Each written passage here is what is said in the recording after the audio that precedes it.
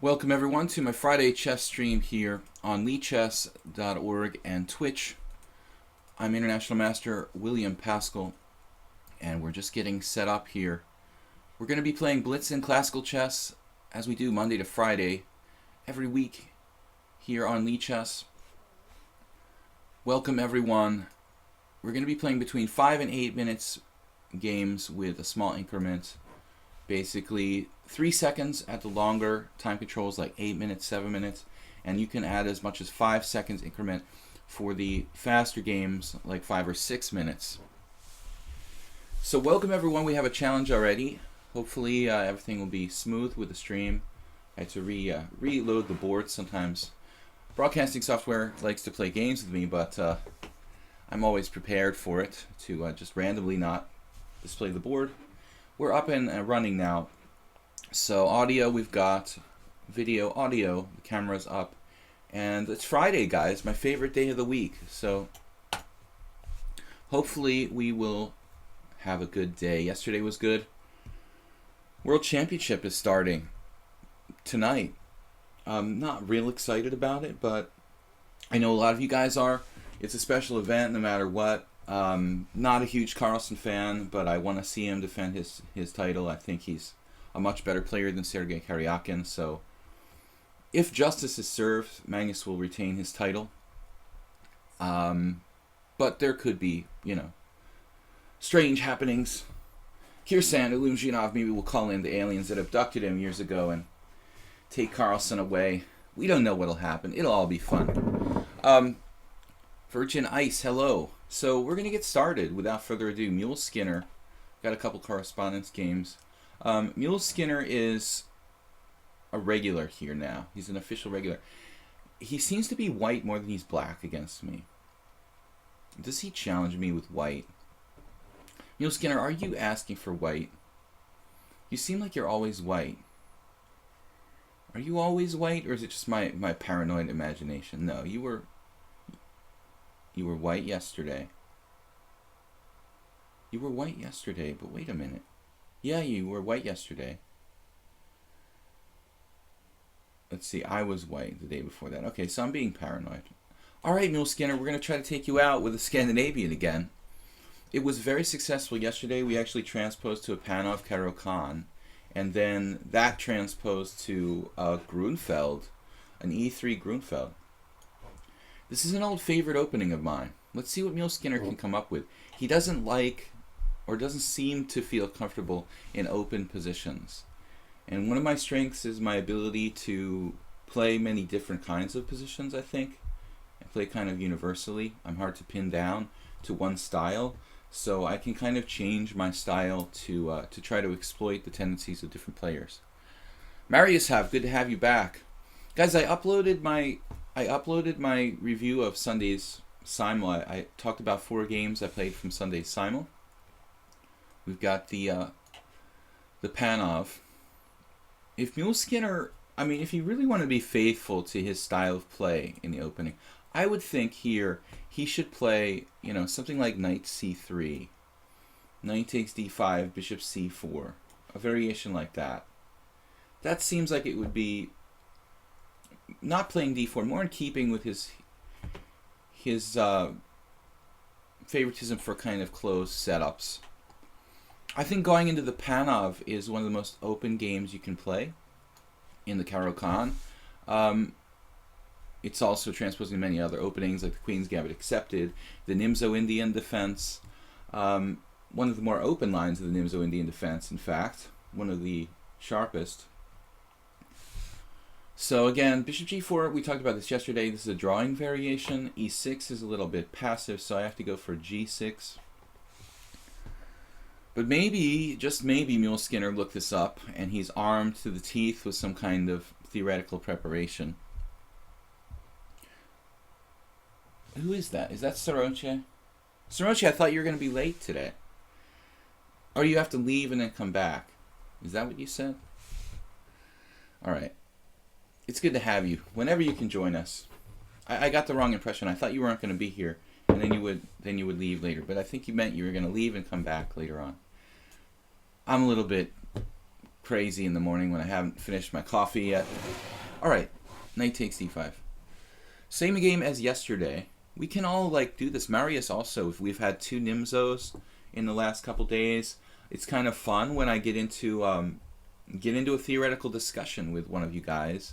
We can really kind of play a series of games and really improve our understanding of maybe one particular variation and work it out to the point where both sides have best play.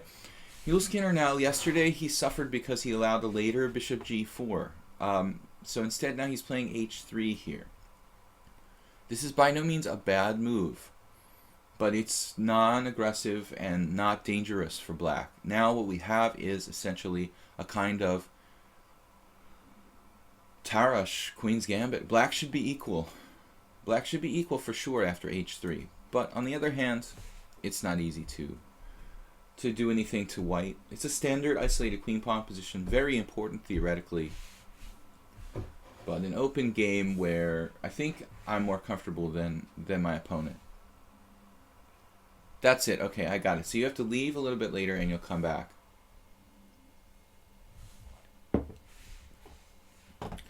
I have to meet my friend Julian Estrada.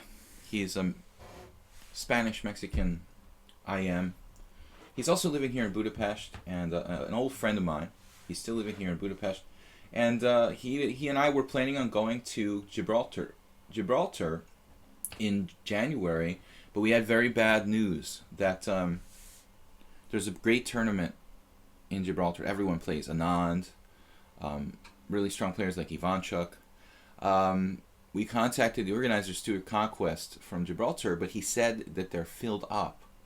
So I don't know what I'm going to do now. Julian is trying to contact him and see if we can get on the waiting list. But at the moment, I was really hoping to play in this tournament in January in Gibraltar. And so Stuart says that it's filled up. I don't know what's going to happen with it. So I'm hoping we can get in somehow. If not, I'm going to have to find another tournament for the beginning of the year. Bishop b5 now. This move, interesting. I'm sure that it's been played. It's a kind of Nimzo-Indian type of move. I don't think I have any good way of preventing him from isolating my pawn on c6. I guess you could try queen d6 here. Theoretically, it's not a bad move.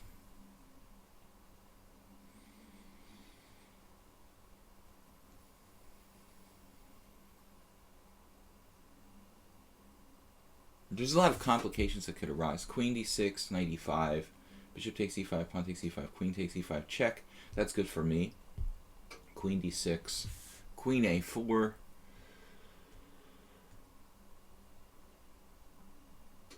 The moral of the story, I think, is that I don't care. I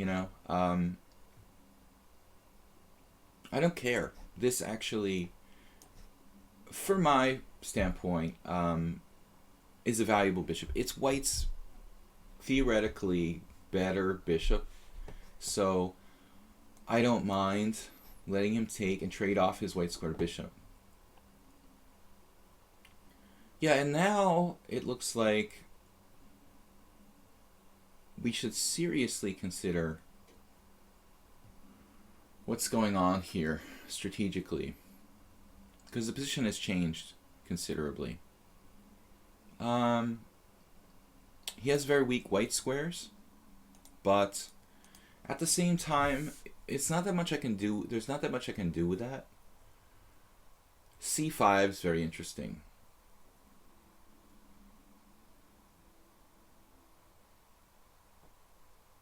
If only I could surround the c5 pawn. The problem is if I play c5, like d takes c5, knight takes c3, b takes c3, bishop takes c3, he does have a kind of dangerous passed pawn, and I don't know. I mean, ultimately, it looks like it can be blockaded pretty well, but that allows a lot of simplification. So there's some argument for not doing that. Maybe playing tricky. I'm kind of low on time here, so I don't want to spend forever. Okay, we can leave the pawn on c6 and just play with it there, or we can play for c5. There's really no other option. If I don't play c5 right away, though, he might play knight e4, blockading that square. It's not the end of the world. It's a very complicated positional game. I'm used to playing this kind of position. c5 or not c5? That is the question.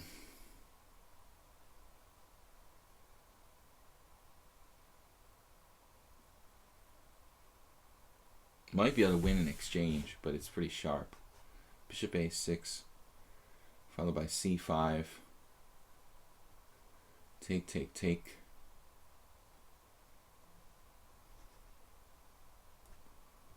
I don't know. Let's try it.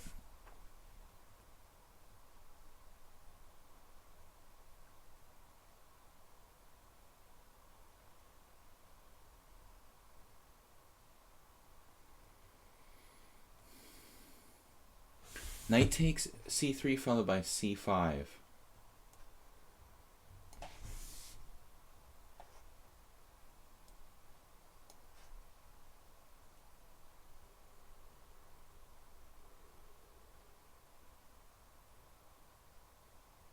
Or actually, he has a lot of choices here. He's way ahead on the clock. Latency to broadcaster. I might have, let's check. Ping 40. I don't know what that means, Marius. I don't notice any lag. The stream is a little choppy on my end. Maybe that's just you. I think it's probably just you. I don't notice anything strange. Wow, bishop a3. Uh-oh.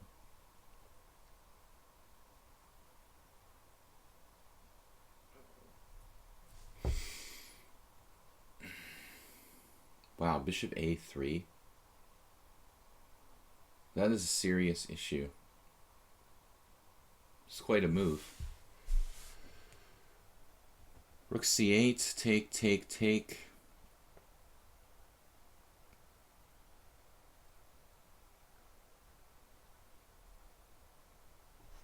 This looks like my only move, not to lose by force.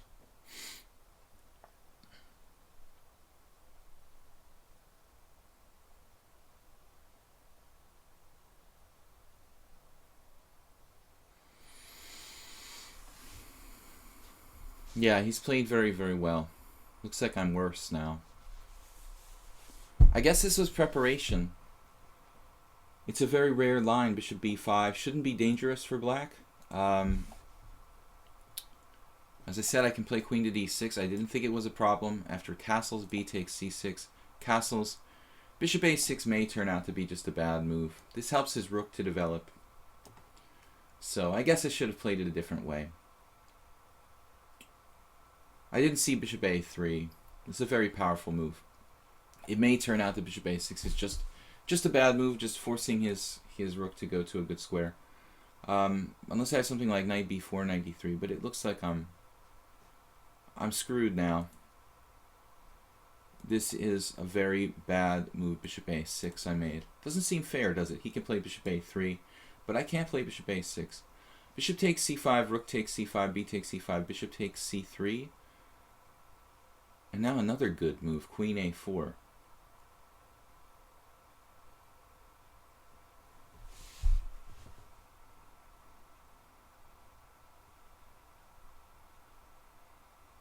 Well, I think he's played perfectly here.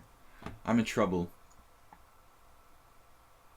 I'm going to have to sacrifice material, it appears.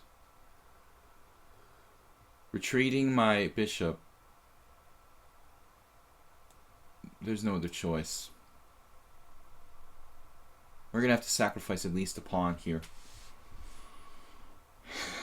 Man.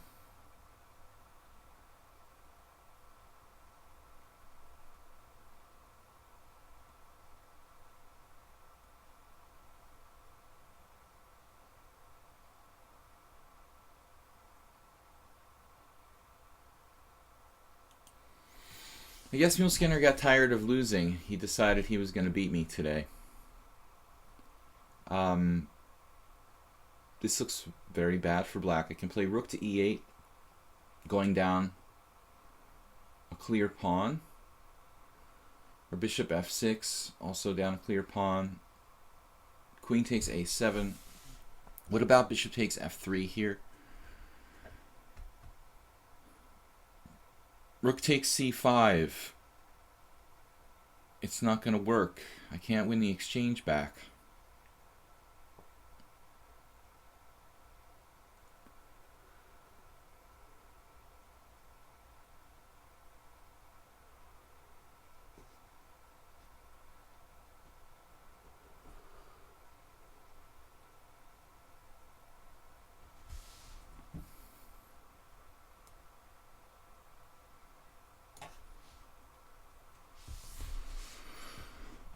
So we're clear pawn down. We have the bishop pair, but it's not enough compensation for the powerful bishop. I didn't have any tricks after queen a4.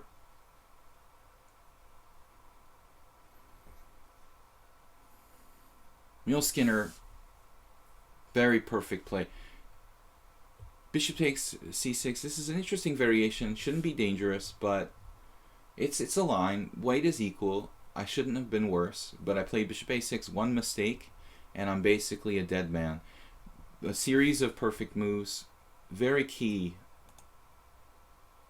Knight takes, a rook e1 is forced, but then this bishop a3 move, there's nothing I can do after that.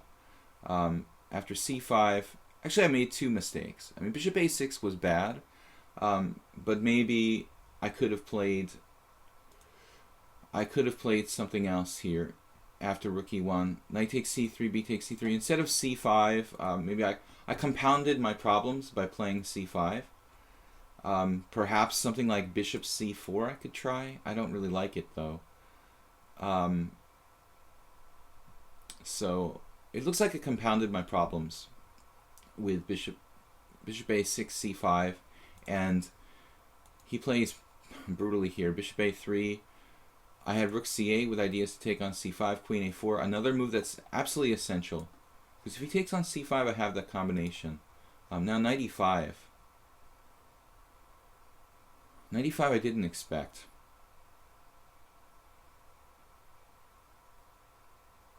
My rook is hanging in a lot of variations, so I can't do any kind of tricks here. This is key.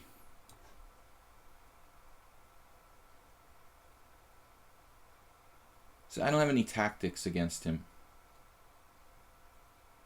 in this position.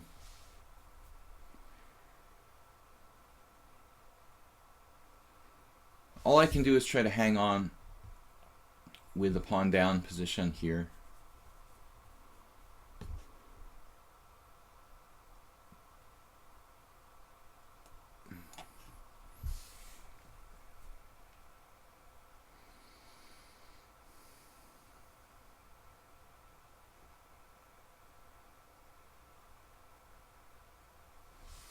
Queen f5 was a rushed move. I'm sure it wasn't the best. I didn't know what to play.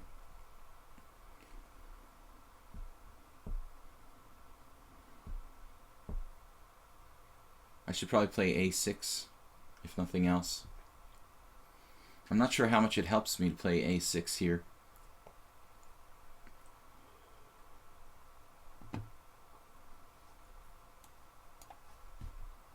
Wow, rook e3 is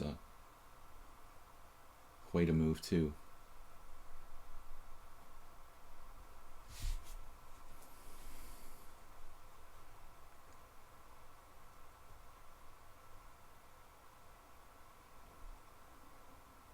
Basically a winning position for white, although it is only one pawn. I hate to call being one pawn up a winning position. Technically it's not.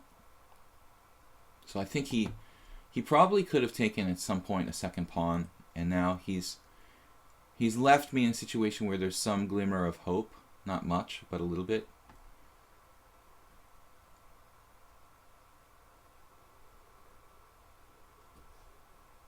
Even if we win on time somehow, this is a game that was totally belonging to white. key rule here, do not trade your dark squared bishop, guys. I played many of these type of positions before.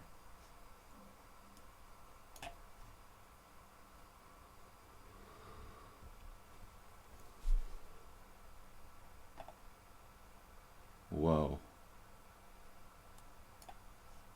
Look at this tripled up on the file. He's playing like a powerhouse today.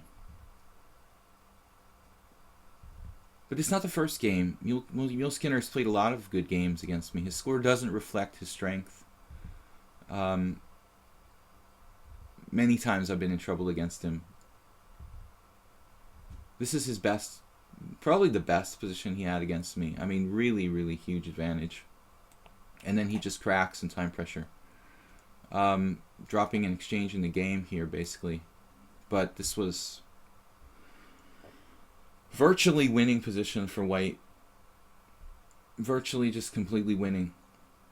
Really impressive plan. Bishop a3, queen a4. Almost dropped a rook. Really need to try to trade some pieces here. The bishop is nasty on g3. Extremely powerful. And get rid of that. And then gang up on this pawn.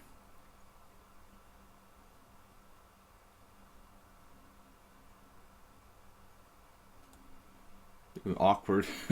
Awkward situation here. We are threatening nothing really here. This is the idea.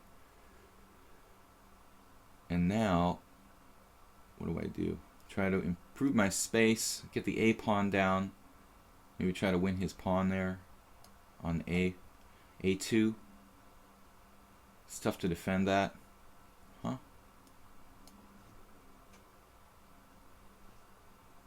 I dropped a piece.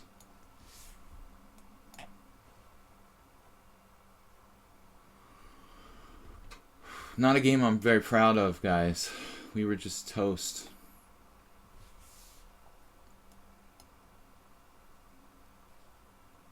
Okay, Mule Skinner. Instructive. You had me busted after just about 13 moves. Bishop takes c6. Maybe I give greater consideration, as I mentioned, to queen d6. Although I don't really know, if it's necessary. But anyway, after castles, I have to take this position a little more seriously. I was thinking about c5, but after d takes c, I'm sure white might have a small advantage. Alright, guys. Thank you for the lesson. And now I've got M. Havgar, who's another player who's been tough on me, and he's white again. I think they're challenging me with white. Havgar, what was yesterday? Yeah, you're challenging me with white. You guys should ask for random colors. Can we have a game 5 minutes? The lucky Dino. Yeah, you have to challenge to small increment with 3 seconds, please. 5-3. Welcome everyone. Henning, Lucky Dino, Eshato. It's a choppy, so it is choppy. I don't understand. I've got a good ping here.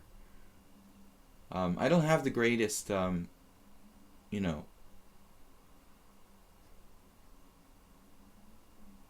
Havgar, you should be challenging me to random color, but I'll let it slide this time. Knight f6. Donnie Darko, what are you talking about? Donnie Darkcore. Okay, 5-3. Havgar wants to play the same variation again, but we're going to play something different today. I don't like him every single game preparing for me here. He looks like he's prepared for this too. But you guys should challenge me to random colors, okay? Don't ask for white every single game. It's not really cool. We need to alternate colors. So ask for random color. Havgar playing a very sharp theoretical variation. He seems like he's very into the opening phase of the game.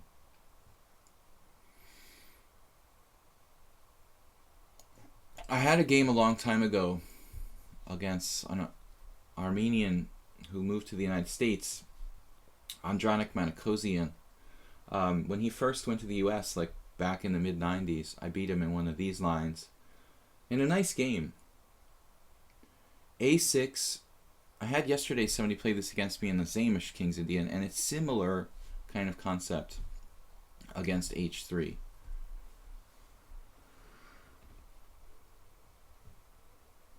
Actually, I don't really remember the theory that well. That's been a long time ago. There's a couple different ways we could play this, but I don't like A4. I guess it's a move.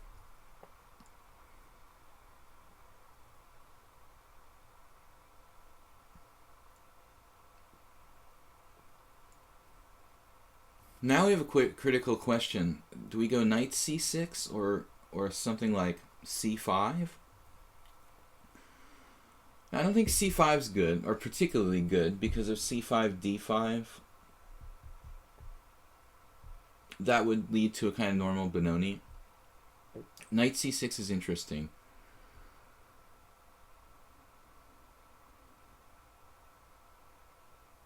Knight c6 is definitely interesting.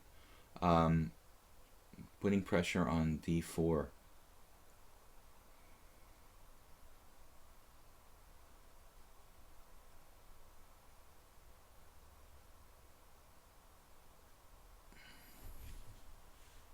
What do I do after knight c6, knight on gd2? Anyway, I'm wasting too much time here. Let's just play to fix this square on b4. The only other alternative, I think, after a4, a c5 going into Benoni, maybe e5 there. I don't like it. So I think knight c6. I guess you could play knight bd7 here. That would be my normal plan if he hadn't played a4 anyway. So I suppose knight bd7 is fine for black.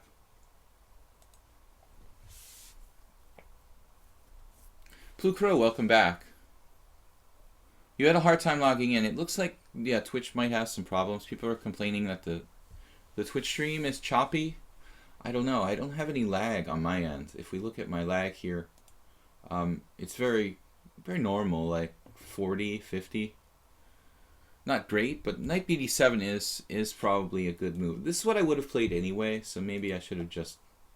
The problem with that is, you know, if we go into this position, he could play a5 actually, grabbing some space there. So that's the one drawback. If I play knight bd7, a5 is a little bit weird, I have to say. Now e5 looks okay. He's lost his flexibility on the queen side. e5 or c6. Even knight c6 is interesting here. But I do have to move quickly. But e5. Actually,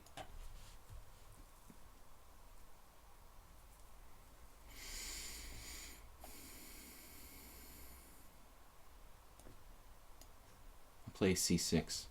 Sometimes I can unpin with queen b6. It's not necessary to play e5. I probably will play it. Just really a question of when.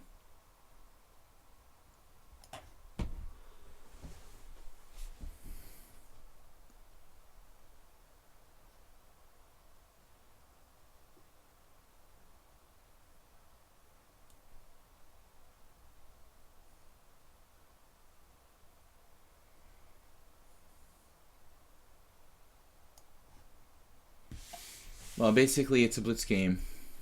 Very complicated position where I'd rather play a longer time control with this. It's going to just degenerate into a... It's going to degenerate into a 2-minute blitz game, more or less, at this time control. If you guys do challenge me, make it between 5 and 8 minutes with 3 to 5 second increment. The 5 second increment for the longer time controls, like 7 or 8 minutes. 3 seconds with the faster time controls, 5 minutes. Do challenge me to unrated, and do make it random color, because I'm getting some people who like to play, like, you know, every single game against me with the same color, and it's not really fair to do that. Okay, so g4.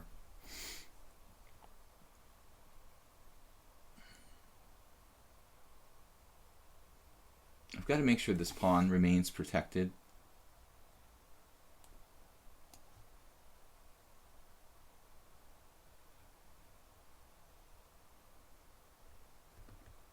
I think I should exchange on d5 at some point and create some open... Wow. Knight g3. Alright, we're going to go for this. He's leaving his development on the queen side a little bit open. He's got this problem. I've got queen b4. I'm unpinned now. Pardon. So, it's a very aggressive setup he's trying to play. I might be able to snap his bishop on d3. That might be relevant at some point. It's a kind of bad bishop, but it's also a protector of the white squares and the queen side and stuff. I have knight b3, for example, in some positions. Knight b3. We could swing the knight b3, knight d4.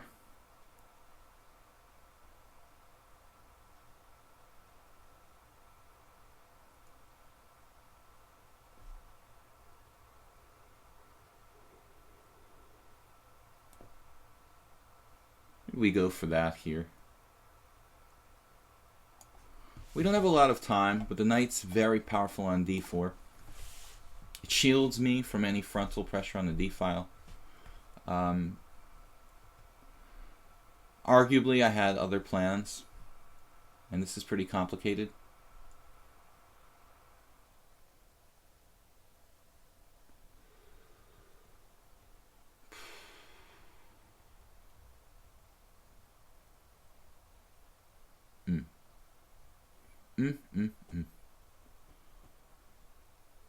Time.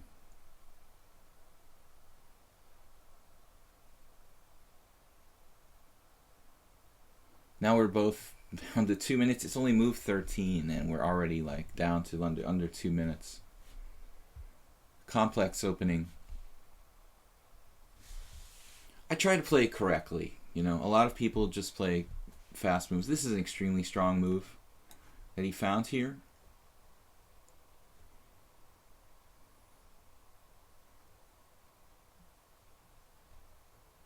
Looking for tactics, I don't see any. Wow, nice eye. Knight b5. I saw it. I was just kind of holding my breath, hoping he didn't see it. Okay, maybe it's not the end of the world.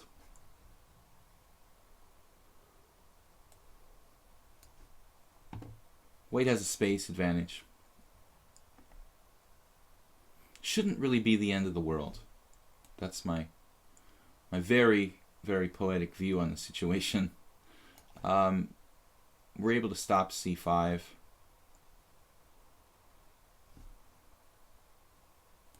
We're going to stop this for good. But the position is so blocked that black may not be able to make progress. We're facing a very real possibility that because of what happened on the queen side, we can't actually play for a win.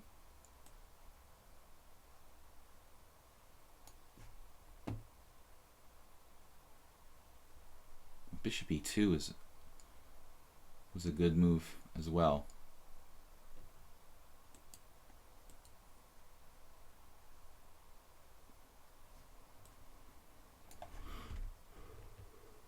Threatening this now. Maybe win his pawn. He doesn't care. Wow. He's just sacrificing a pawn over there or not? It should be so locked that nobody can win this game.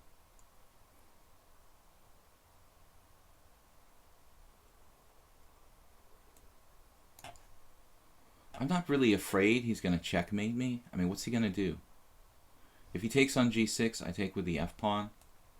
Can always defend laterally. So he's actually created a situation where he's a little bit backward on the f-file. Now he defends there. Rook f7. Trojan-esque exchange sacrifices with rook f4 are coming to mind here. That would open my bishop. Ooh, he took on c5. Wow, which way do I take back?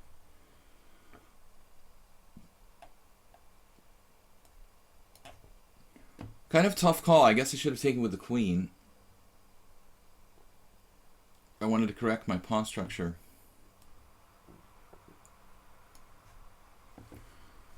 I don't know that this position is possible to win. It's so... Oh, I just had a pawn. Rook takes f2. I'm really playing well here.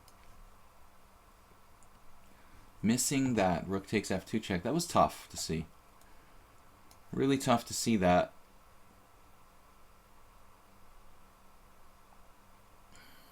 I think we should sack the exchange here. No doubt. My last chance to break through.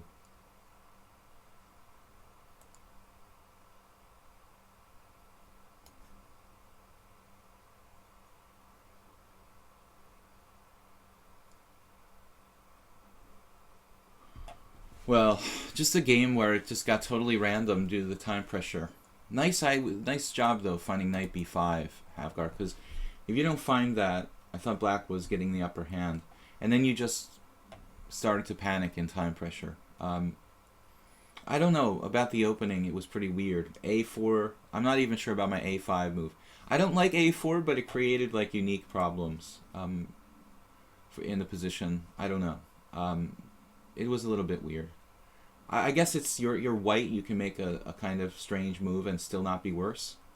Okay, we've got Shaggy Britches 8-3, Plucro 5-3, Crazy 8-3, Donnie Darkcore from Malta. Interesting. Rated, as long as you guys have like 50 rated games. King Chaser we played before.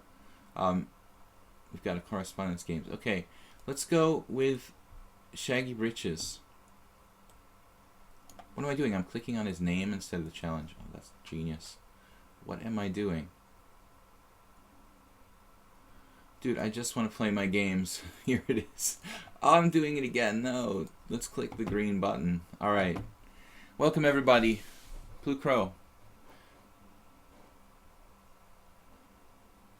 Plucro says, once I'm actually on the Twitch website, it's okay. From lichess, it was buggy.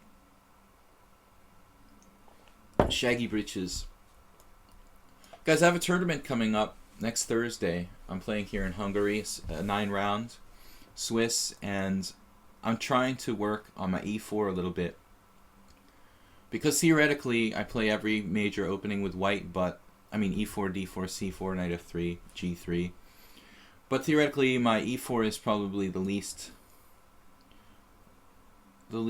sharpened, so Shaggy Britches. Let's play f4. I was looking at a game yesterday. I want to get black out of this normal Philidor if I can. Sharpen the play a little bit. It's more, to me, it feels more like a Pribble or check defense. Okay, this is a good question now. Do we take with the knight or the queen?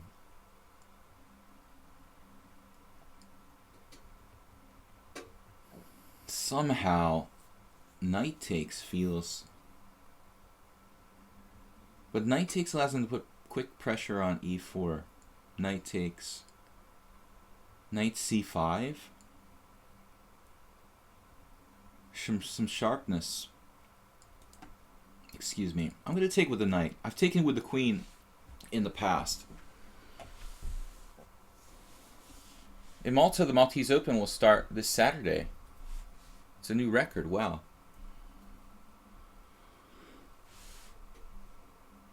Okay, so I was more concerned about like knight c5, but that does look a little early.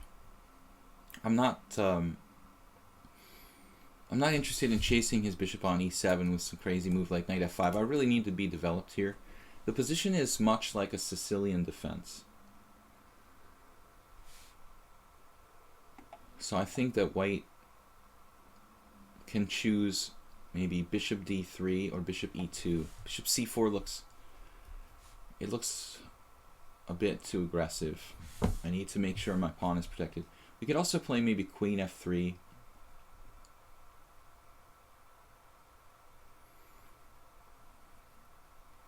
with the idea of castling queenside.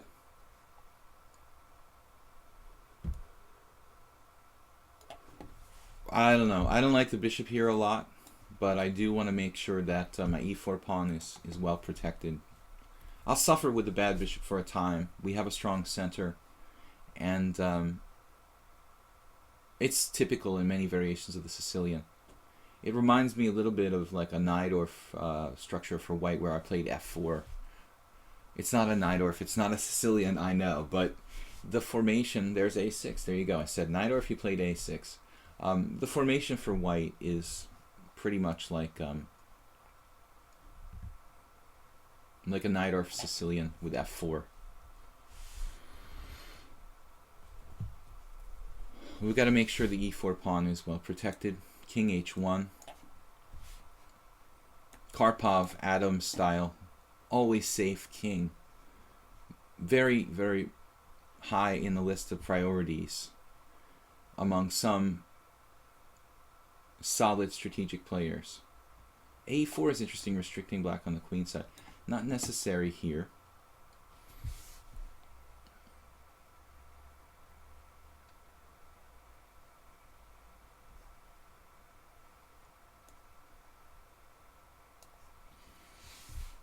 Kind of thematic pressure along the F file. Overprotecting e4, the strong point. James Tyrone the dog. You accidentally challenged and you unchallenged. What's that? Do we have all casual? King Chaser needs to re-challenge to unrated. I didn't notice that the first time around. King Chaser, if you can challenge me to unrated, please. C5, anti-positional. But he might get some space getting moving on the queen side, so I don't think I have a choice here. I have to go for knight f5. King side build up. And now e4 is secure. We have a very aggressive kingside setup, and he's gonna kick me out, it looks like, with g6, but that's okay. That's okay. We'll come back to fight another day. But I don't like the queen side getting out of control, so I'm gonna play a4 here. That doesn't solve all my problems. Queen c7. It's not what I expected.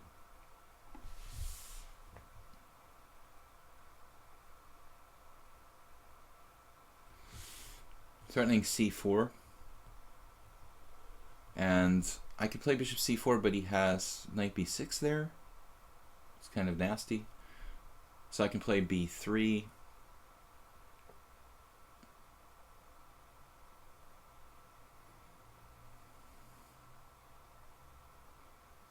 b3 kind of ugly, but it does the job.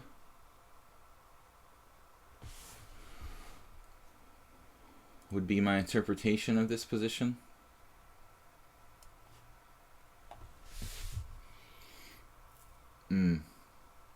Gotta be careful. But we have this rerouting plan. I mean, again, I drew the parallel with the Sicilian right away in the beginning, and now, like, it's come to be true. It is a Sicilian, more or less. It's just like there's a pawn on c5, but the structure itself, the weakness for black along the file here, very Sicilian-like, the d5 square. So here we go, bang, and we're on knight e3, and this square d5 that's the point. If it's not the d6 pawn, it's the d5 square. It's very hard for black to protect that. I mean, I agree, but he's gonna have to deal with knight to d5 somehow. Knight b6 doesn't help because I have a5. And I think white has a big positional advantage here. Not to mention the fact that, we could have threats. Bishop b2. I'm afraid that he'll just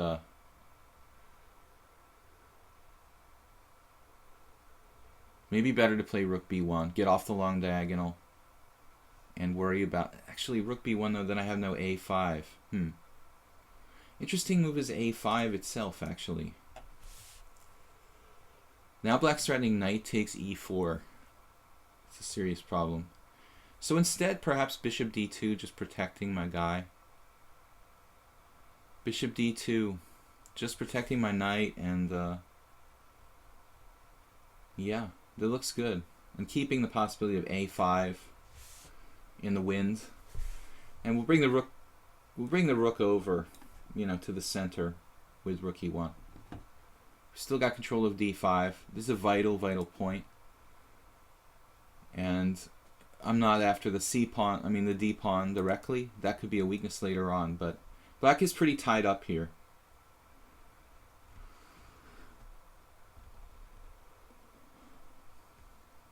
Not winning or anything, but black's position is hard to play. He has a lot less space. Okay,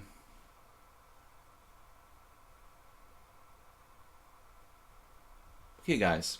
So queen b8. Queen b8 looks like a sensible retreat. If you play for b5 or something. Now, do I go rook d1 or rook d1 or a5 maybe?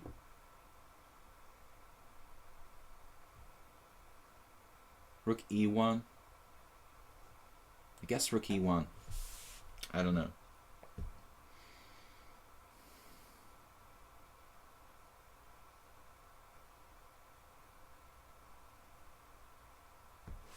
Like really hanging on here like a dog. Getting like a playable position. Man. E5 doesn't work. F5 doesn't work. G4, G5 is too slow. I have no direct threats. It's like I have to play something like bishop to c4 and then put a piece on d5. Does that make sense? And knight takes e4, knight takes e4. It looks a little dangerous, but we also have threats against f7.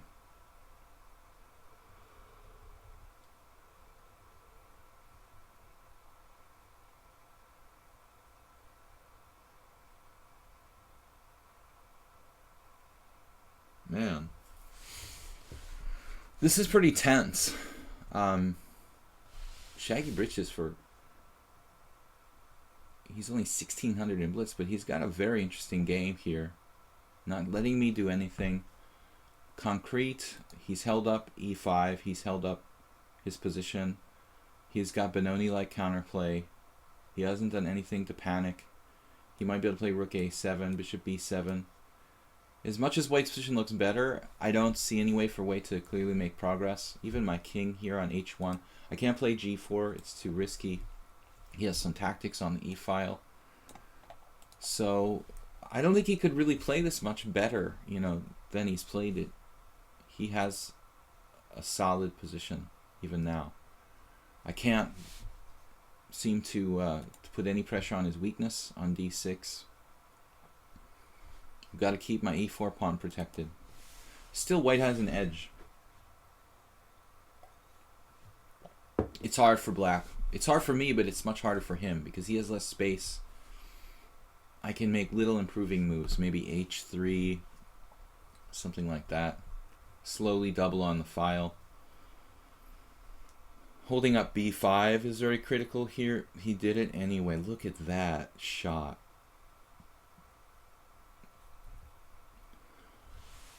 Okay, so we Karpov, what will Karpov do? He wouldn't automatically take. I noticed this in one of Karpov's games.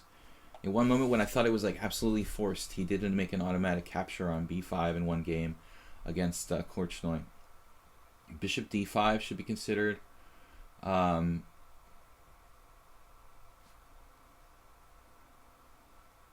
Bishop d5, hitting his rook. He just goes rook a7, and I have nothing. Okay, so take.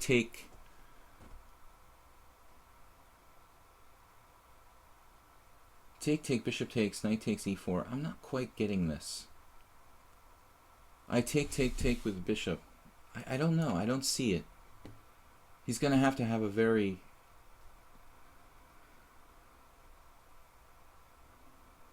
strong combination here, because I'm looking at bishop takes b5, knight takes e4, knight takes e4, queen takes b5, and I have the last laugh with knight takes d6. And maybe he missed that. And b5 is a common idea. Maybe he has another move, but it looks like it's a miscalculation. It's the right idea, it just doesn't seem to quite work. Unless I missed something major here. But he's put me in a position where I had to play pretty accurately and be very careful. Marius, you're talking about bishop takes f7. I know. King takes f7. I was thinking of e5. f5 to go bishop b7. Never mind. Obviously, it's good to look at things like bishop takes f7 check. There were tactics there. In the pile up along the f file, we should be looking for something. But his control of e5 is so good that it doesn't seem like I ever really have a shot now. Okay, so knight b6, it's sort of admitting that he made a miscalculation. Still not that obvious. Maybe e5, bishop b7 is good for black. Have to calculate it. I could just retreat. Isn't that the sanest thing to do here? Like bishop d3, over protecting. If he takes on b5, I just take with a knight. Looks like the sanest, safest, soundest continuation. Got 1, 2, 3 guys protecting e4. It's over protected. And another potential defender on e1. So we're good to go. It's not the most aggressive move, but I keep my bishop. I keep the material sort of balanced, and we're up a pawn. And we just cling to the material like a clam. And I think we still have some strategic sort of positional advantage because black is backward on the d file. Ultimately, the d6 pawn is kind of backward. Our king is safe. Actually, both kings are safe here. Whenever you play, I think it's important to keep a kind of running tab of the different sort of advantages that either side has, to keep a constant running tab of an evaluation of the position. We're going forward with knights before bishops in most cases. This is no exception here. So he's sacrificed the pawn, but he doesn't seem to have quite enough for it. And now, I am in this nasty pin.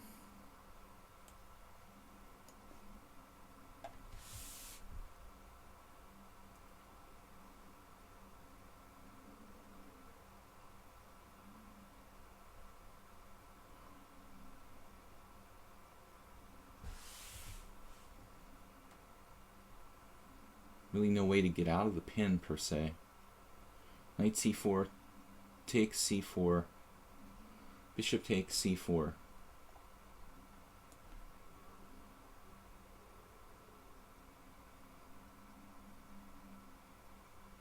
We're just knight d5.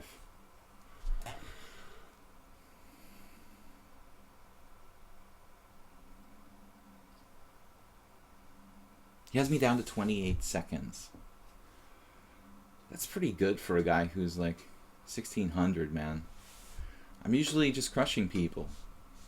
And you fought a good fight. You still got compensation, a little bit of compensation for this sacrificed pawn. I had to dig really deep to play precisely in this game. Knight takes, looks forced.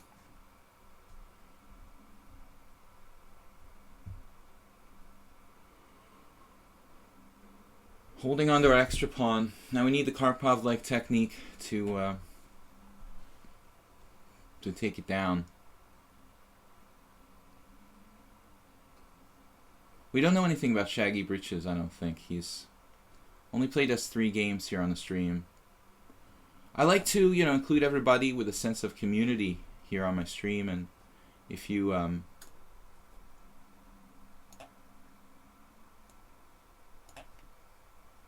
want to tell us where you're from. Wow, f5.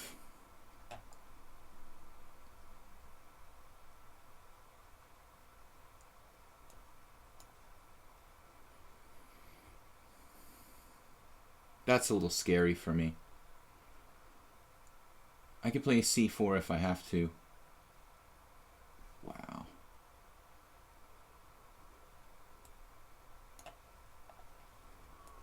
And we got in very bad time pressure here. But that's too much material for black to give up. Shaggy Bridges, that was a tough game. It's not over yet. Once I stopped the game before it was over, just thinking like my opponent resigned, but I lost on time. I can't count my chickens till they hatch here. But I thought you played pretty tough, dude. You have all the right ideas. In general, just didn't quite pan out. But I had to cut it very close. I used all my time. I managed to eke out a pawn advantage. Then you blundered finally, but you had a lost position, or at least clearly worse position when you blundered. Alright, Blue Crow, Crazy, Donnie Darkcore, Killer Kaziza, Yeah, that's probably not gonna get a game. Alright, we're gonna close that. King Chaser challenged me to a rated, non-rated game. Thank you. Blue Crow's up next. So, future suicide. Yeah, guys, feel free to challenge to 5-minute or 8-minute. We get mostly challenges from people with the 8-minute time control. Now, we've had some 5 today. I just want to remind everyone about my YouTube channel, Video Chess Training on YouTube. I did upload a review of 4 of my Sunday Simul games. So if you feel like you're interested and want to take a look at that. Every Sunday I do a Simul on lichess at 6:30 p.m. CET. This last Sunday we had a tough one. I lost like 7 games, although 2 of them were kind of debatable because of the lichess Simul feature kind of flagging me. But anyway, we had a tough Simul, some interesting games. I shared a couple of them with the viewers on the YouTube channel. That's up. And don't forget to like and subscribe on the YouTube channel, Video Chess Training on YouTube. Also, if anyone's interested in lessons, feel free, or you have any other chess-related questions, feel free to send me an email, videochesstrainer@gmail.com. You can also send me a message here on lichess, but I prefer the emails. The lichess mailbox gets kind of blocked up. You tried the con, so what does that mean, Blue Crow? You don't normally play the con? Is that what you're trying to tell me?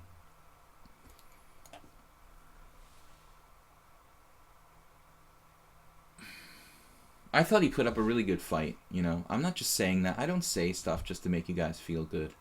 I'm not that kind of person, actually. Even with my own, kid, I like teach. If I teach my own kid how to play chess, I never like let them win games and stuff, or well, maybe with a little child I'm going to be nice, but I mean, I'm not going to tell you guys, oh, you played great when you didn't, I mean, you really did play a tough game, and I thought I was scared a little bit, if I make one little mistake, I could lose that game very, very easily. So I thought you guys might say in the postmortem, oh, black just lost the pawn and lost the game. But he put a lot of pressure on me, and if I had not been very accurate, I could have easily screwed that up. So I thought a good game last game. You do play it on occasion. I had the feeling. Blue Crow's pretty tough. He's 2,000. You need to have a little bit of info on your opponent, but this is the setup I like. I had this game with Alexander Strapunsky, this variation.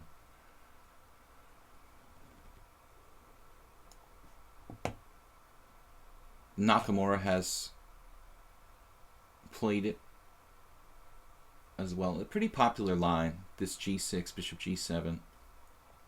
I had a crazy game with Strapunsky once where I won his queen or something, but he had like a rook and bishop and a couple pawns. It got really out of control. I think it ended in a draw. But I've always kind of liked white in these type of lines. e5 square is very vital. h3. This may look like a lame move to some people, but it's actually pretty important in this type of position. We don't want this knight coming to g4, kind of in the benko. It can bounce through g4 and go to e5. So that's the idea there. And normally you play like real aggressively in the Sicilian with maybe f4, but in these type of positions it's a little more subtle. We can't really just like blow black away with a pawn storm or something. We have to play, it's a Marazzi type structure. We have to play very positionally, just trying to gain a space advantage, some kind of strategic advantage. Muba. Why does he just decline the challenge of... I don't know, dude, because first of all, we have a lot of trolls. And secondly, because that player has 12 rated games, which we require 50. We require people not to have accounts that were just created to like play me in my stream, so any sort of trolls or people that are creating accounts to troll me are not going to be accepted as I don't know why you would imagine that, dude. Is that you, James the dog? You've also sent some strange comments in my YouTube channel. Knight f3.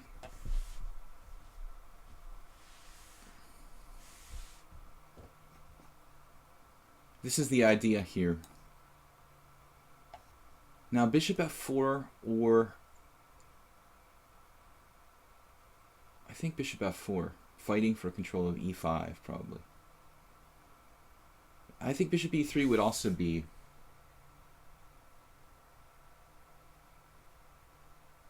viable. Guess we could argue that bishop f4 could get hit by knight h5. Kind of a tough call. I could even consider bishop g5. Anyway, we're too short of time. Alright, I don't think he can afford to give up his dark squared bishop like bishop takes c3. So I'm not going to worry about that.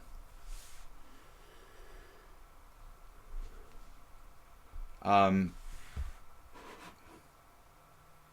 a lot of people trolling me by creating new accounts. And so we have to require everybody to have close to 50 games, some kind of rated games here. Okay, so knight c5. One thing that I can tell you guys for sure is that this bishop is not a piece you should be afraid to trade off. So don't go out of your way to defend that guy. In this particular position, I'm trying to get my rook placement right. Bishop takes d6 doesn't quite work. Which rook? Well, they're all good. I don't know, f rook or a rook here. He's got a very serious weakness on d6. See, that's why I don't want knight g4, knight e5 coming in, like blocking my pressure on the d6 pawn. He has to go passive with like knight to d7 if he wants to try to stick a piece on e5. And that's often a problem. Knight h5 here. Wow. Okay. He sidesteps like tactics. He sidestepped bishop takes d6, followed by bishop takes d6, followed by e5. There was a shot. I guess we'll play bishop h2.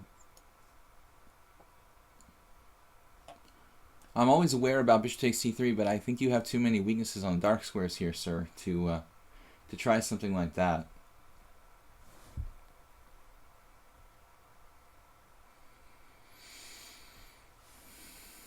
If black has to play e5, he may have to do at some point.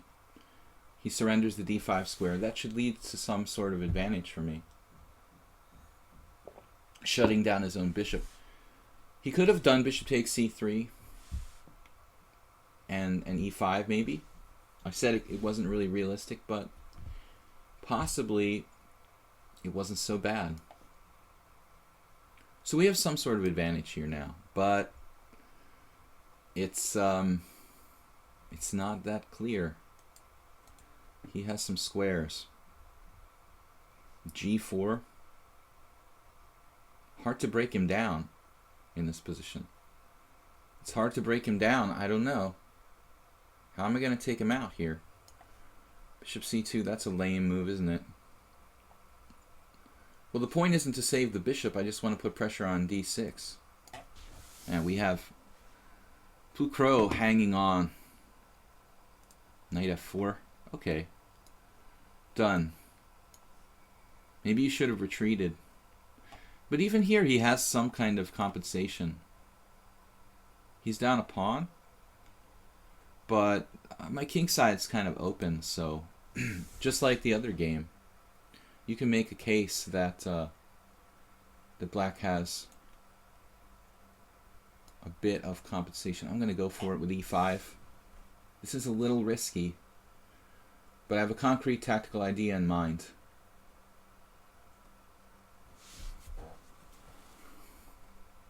You guys can see this. Bishop takes g6. Not necessarily gonna work. I'm in time pressure again. Man, I'm always in time pressure. e5 probably not the best move in that position. I think I had a better move. I definitely had a better move.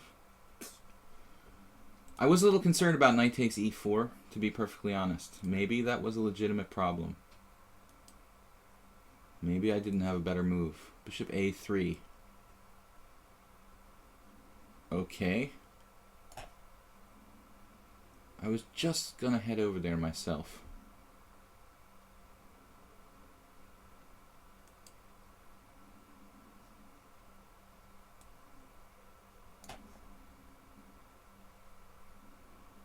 Geometric metrics.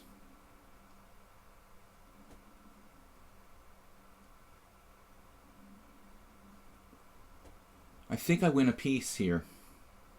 I mean, I was also toying with ideas of queen h6, of course, but the bishop gets astray. Cut off. e5 really cut it off. I have to stay, tied down to this knight on f3, but I'm able to keep that protected and hunt down this bishop, ironically. He's got nowhere to go. And there's also the pin along the file, so that was kind of a major tactical concept all along. Knight e5. Well, I think everything wins more or less here.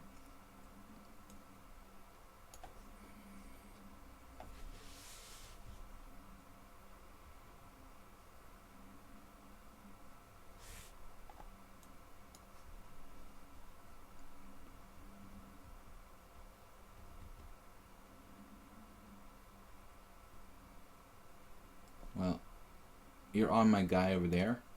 I'm up a piece, at least.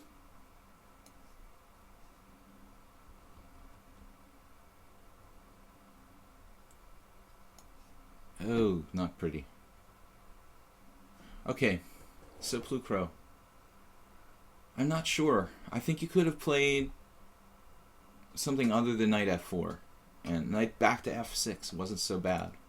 It was kind of an unclear position. Am I streaming tomorrow too? No, Saturday's my day off. I want to thank a bunch of people who did contribute to the stream via PayPal. Marius, Olav, and Thomas for recently making contributions to the site.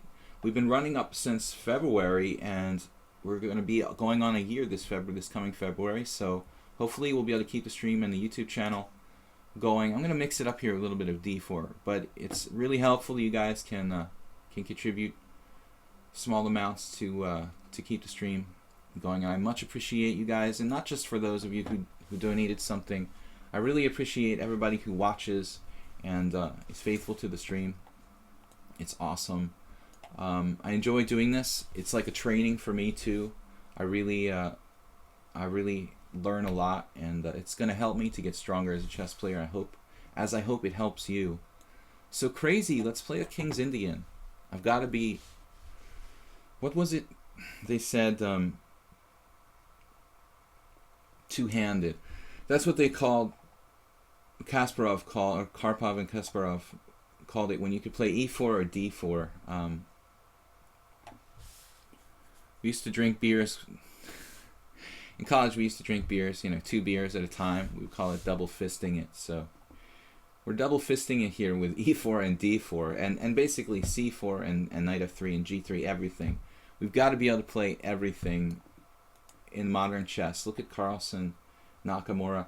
How many different openings those guys play compared to old-fashioned players, In the old days, 30 years ago, top grandmasters usually had their repertoire, and that's all they would play. One kind of narrow repertoire. Someone like Lev Albert was U.S. champion somehow. He had just a very, very limited repertoire. Knight bd7. An unusual move order, but probably okay for black, I would think. There's nothing tremendously wrong with knight bd7. It's just kind of old school. If you do that, I'm probably not going to play bishop g5, I guess. I'd like to play bishop g5, but most likely we'll go into like an old school kind of same-ish King's Indian here. Malt liquor. Really? That's pretty harsh. Okay. Yeah, no, you can go with the malt liquor. I definitely had friends who did that. We were poor college students. I mean, relatively. So there were definitely. This was cheap beer we were drinking though. E5, D5. Yeah, the malt liquor is definitely classic. Close it up with D5. Or is it too early? Do we want to wait for him to castle here, perhaps? You can decide. I mean, both are good.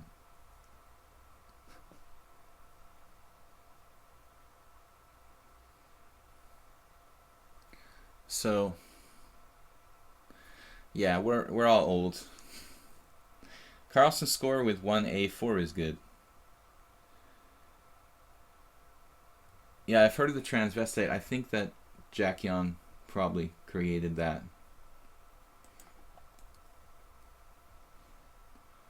Jack Young is an old school master from New England. He's from New Hampshire originally, but he used to have this art, column called Bozo's Chess Emporium, and it's even referenced by some modern players like Simon Williams. Recently referenced Jack Young. I don't think that Simon Williams realized that Jack Young is a master, though. He kind of was thinking, I think he thought he was like a weak player, but actually Jack Young was like 2300.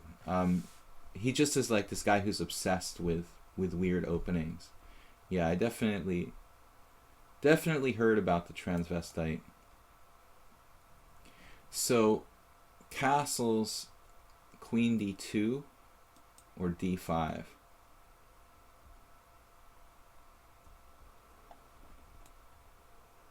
Let's play the d5.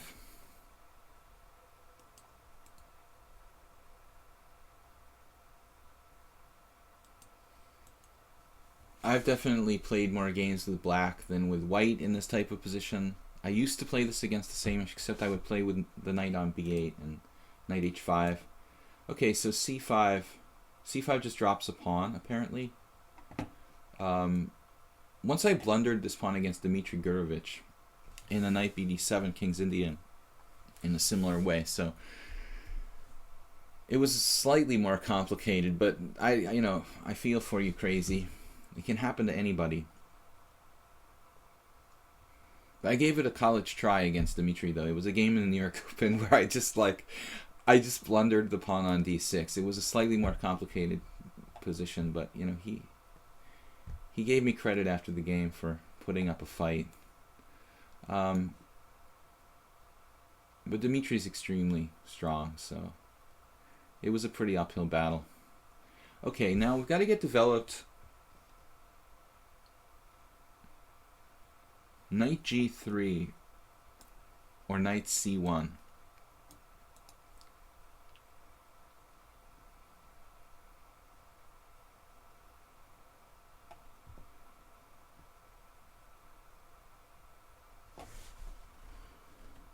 Or not. I could just castle queenside. That looks a little crazy to castle queenside, but we would be on the d6 pawn. But with the open lines the way they are here in this position, I'm thinking that maybe I should see psychiatric help if I want to castle queenside here. Queen d2, perhaps, just kind of keeping my options open doesn't hurt. I have another idea, actually.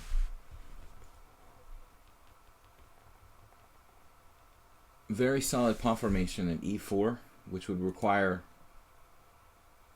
drastic f5 or a piece sacrifice to break it down. And I can also stick a knight on d5, kind of kill that action. I mean, black is losing here, but again, a pawn is not necessarily game over.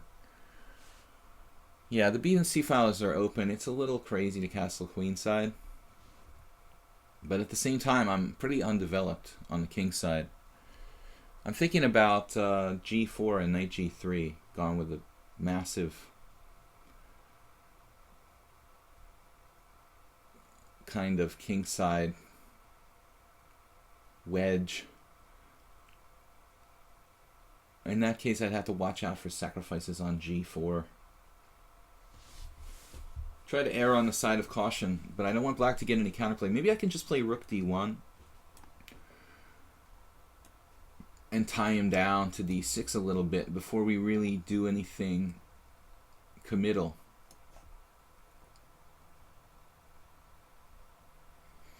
I'd like to have the opponent tied down. We'll see, though.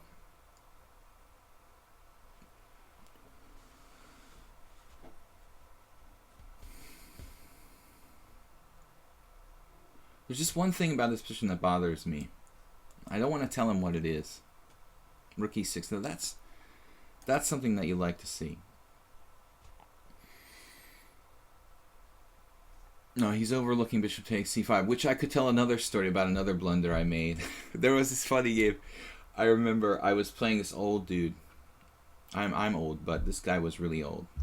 He was a master who lived in the Midwest, where most of you guys, Bronx Defense says he's old, but I don't know if you remember this guy. His name was Roman Levitt. He was pretty strong in his younger days, and he was probably around senior master strength at his peak, and maybe a FIDE master, I don't know. But when I played him in around 1992, he was looking pretty old. I mean, the guy, like, literally, he was probably around 75, but he looked like he was like 80 plus. And he was still around 2275, 2250, I don't know. So I was playing black in King's Indian, something like a fianchetto King's Indian, I don't know. And I never got to tell the story on the stream, but it's pretty funny. I'm going to play Donnie Darkour has enough rated games, right? Yeah, okay, so I'm playing Roman Levitt with black in a King's Indian. I realize he's a master, but he looks ancient, like he's like 80, and I'm waiting for the guy to like just keel over at the table. I mean, I was pretty young and early 20s, and he's an 80-year-old, looks like 80-year-old guy. And there was one point where I was talking to a friend of mine during the game, and I never tell people like specific moves, but I said, "Oh my God, man, this guy has a really, really strong move, and if he plays it, I'm probably gonna lose." And I told my friend, this, and I was walking around the room like praying that this like guy who looks like he's about to keel over doesn't play the move, and I ran back to the board, and I saw he didn't play it. I was like, "Oh my God, thank God he didn't play it." And then I realized like the move he played was like three times stronger than the move that I feared. It was even like twice as devastating as the move I feared. So Roman Levitt, the only hope was if he would actually die at the board, but it didn't happen. He just crushed me. It was bishop takes c5 kind of tactic, like what just happened last game in the King's Indian. I was looking at something else completely different. That was like a minor thing, like losing a pawn or an exchange, and the guy just won at least a piece or something. It was really bad. Did he even speak English? He was born in 1920. I don't know. I think he spoke a little English. He wasn't like the guy who told me like revenge, and like, you know, hammered his cane on the floor. I'm pretty sure, but you'd have to ask a Midwest players because they knew the guy. I had the feeling he probably spoke some English, yeah. But he was living in the U.S. for quite a while. But this Midwest Masters would know better than me. Donnie Darkcore is playing this kind of weird. He's playing the delayed d3, d4. I kind of let him get away with that. So we transpose to some kind of weird Marazzi here. I'm actually playing a kind of setup I don't normally play. So you've sort of tricked me, Donnie. I normally don't play for b5 in the Marazzi. I normally play a kind of blockade setup. So your strange move order has sort of benefited. I could take with the pawn there, actually. But I tend to have problems with this white squared bishop in these type of structures. So we normally don't do that. So Roman Levitt, it was so weird. Yeah, I was telling my friend, "Oh man, I'm gonna lose if he finds the move. Please don't find the move. Please don't find the move." This actually drops a pawn for white, but the position would be very unclear. Bishop takes, queen takes, knight takes, e4 takes. Bishop takes e4, queen g7, rook f8. Actually, it's not that unclear.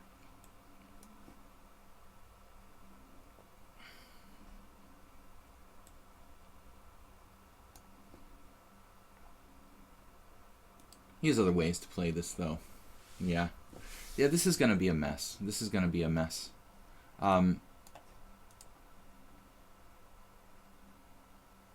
I shouldn't have done this.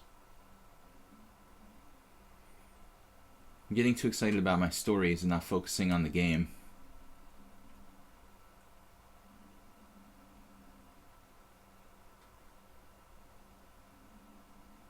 No, you should castle there. As I breathe a sigh of relief, I think after castles, white's probably better. Queen a5 check. This way, I'm slightly better, but it's still very messy. Actually, not that messy. No, I'm very fortunate that he didn't castle.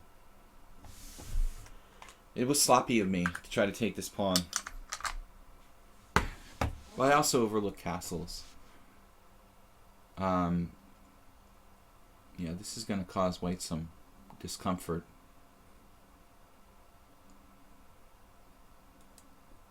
Yeah.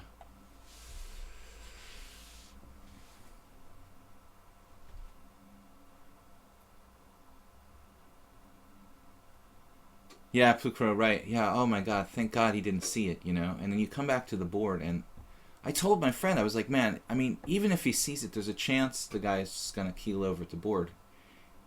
There's a lot of older players, but he looked like he was in bad shape.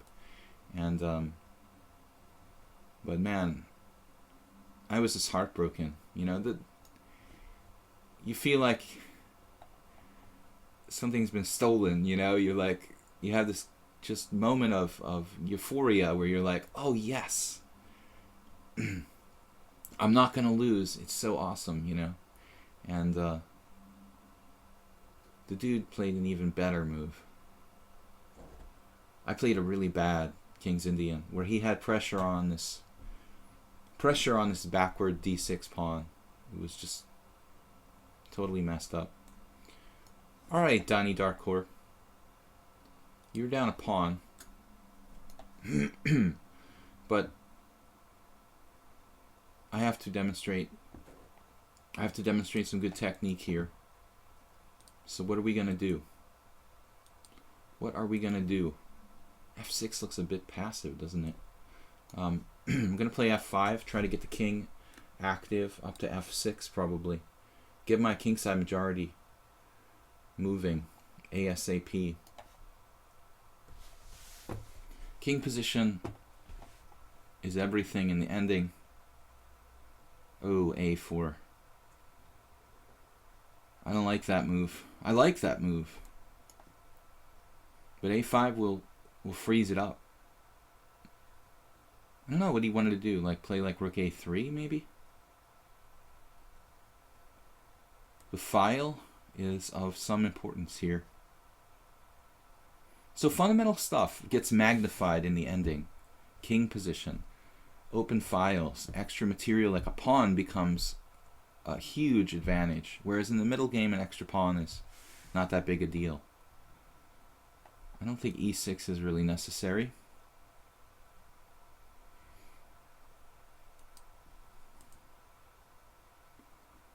But I mean, Roman Levitt, that guy, he had played a lot in the Midwest, but being an East Coast player, I had never played him. And he was at the end of his career, but he could still play.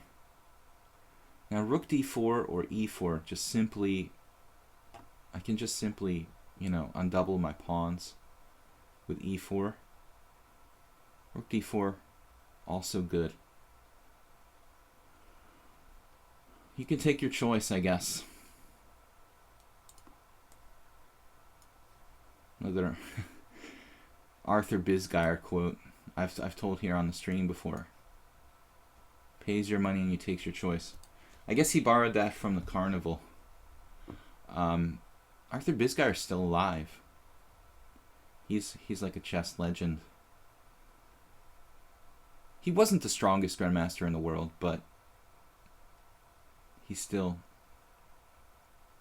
kind of like a chess Hall of Famer. Alright, that's an annoying move, F4. I agree. I concur. I think I should just be able to play G5. Start chipping away. I hope I don't miscalculate something here. We've got interference theme. This king is rocking. So this is the only thing that makes this work for me. Bishop e4. Otherwise, I'd be in deep, you know what, right now. But I had seen this long ago. People tell me that I'm good at endgames, but I think it's just a matter of experience. This king position is huge. Powerful passed pawn. I think that Dani Darkor made a serious mistake with a4. And every little mistake you make in the endgame is magnified. Of course, it was never easy being a pawn down in an ending. He probably should have tried to find a way not to trade queens, I guess.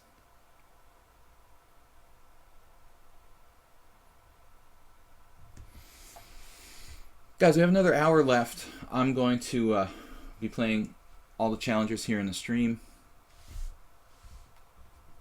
Yeah, he should have castled instead of that, allowing me queen a5, and white's better. I mean, it was a bad idea, actually. It was a bad idea for me to play bishop takes h6 here. He played bishop h6. Risky move. Come to think of it, I really should even consider like bishop takes e4 in some positions. But it's risky to take this pawn. The other alternative, though, isn't very fun, is it? I mean, castles. You have a chance to take the pawn or don't take the pawn. Bishop takes h6, queen takes h6. Is bishop takes e4 anything? He always has compensation. Take, castles. Yeah, it's just like he should take and castle and always have great compensation. White's better in that position. Okay, so king chaser. I just have to not take the pawn and just play a normal Marazzi position.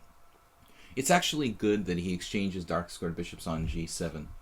This is technically a positional mistake for white. So I should just castle, let him trade bishops on g7, and I'm pretty close to equal. I got a little too ambitious trying to grab a pawn there. Okay, king chaser. We're going to play a Sicilian.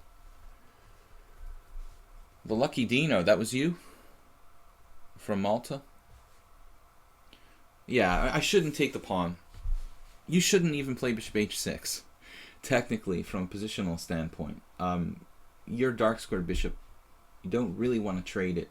You don't have an attacking position like in a Yugoslav dragon or something.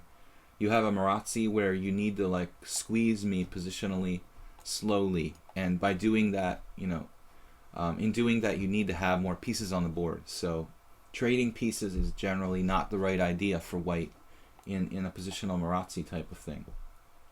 King chaser makes an unusual move here, c4, but not necessarily bad. I faced everything. Miles lost to me with h3. I played a very important game in the last round of the World Open where I could have tied for first against Leonid Yudasin. Castles e5, c3, ended in a draw. Who else have I played? But c4. c4 kind of makes some sense. I mean, you're putting pawns on white squares when you've got a dark square bishop on the board. I like this move better than, much better than h3. So castles is main line, but c4 interesting. I guess I don't really have a lot of choices. I have to play the structure.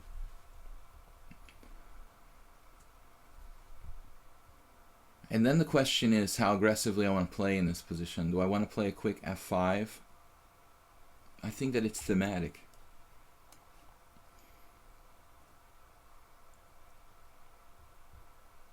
White is probably still equal. I don't think he's worse. I don't think he has an advantage. It's kind of like an English opening now. Some kind of English opening. His knight is in the way of potential breaks along the f-file with the f-pawn. And my knight wasn't in the way. That's a very important positional concept. Many times people put their knight in front of their pawn where they need to make an essential pawn break. And usually you don't want to have that. The knight blocking your essential pawn break. Although in this position, it is a closed position where he has two knights. I'm not sure he really wants to open it up. h3, I don't like that move. It is a weakening move of your king side. Later on I could sacrifice a bishop on h3 and checkmate you. Some people, some students, when I work with them, they're kind of skeptical when I say something like that. Oh yeah, well, how do you know 20 moves from now, you're going to be able to checkmate me? Just, if there's any chance it can happen, it's probably not a good thing to do. I mean, you're normally castling kingside in this kind of position. Now here he's flirting with getting like a pawn storm with f4. Is he thinking about castling queenside in this position? His only pawn breaks are b4 and f4. Both very difficult to achieve here. At the same time, I don't really want to close the position entirely. I've had games where I played f4, the position just became so closed it was impossible for me to make progress. And the other thing is that he's not castled yet. I'd rather him commit himself to castling kingside. Then I would definitely play f4 without a moment's pause. We have a King's Indian type of attack on the king side, but if he's not going to commit to castling kingside, I might wait with f4 and prefer to keep my options open. Okay, so here we go. Now f4 I think is clearly the right plan. We have a kingside attack, Dutch style, and we do want to try to think about what the best way to execute this is. Pawn storm, g4, g5. Queen e8. Bishop d8. a5, rook a7. Swing it across. That's that's probably some Korchnoi type of idea right there. We could just do rook b8 and rook b7 and swing it across too. Probably a lot safer. But I'm going to play king h8. I want to clear the g file for pawn advance, and possibly rook g8. The queen side is less clear. He played knight d2.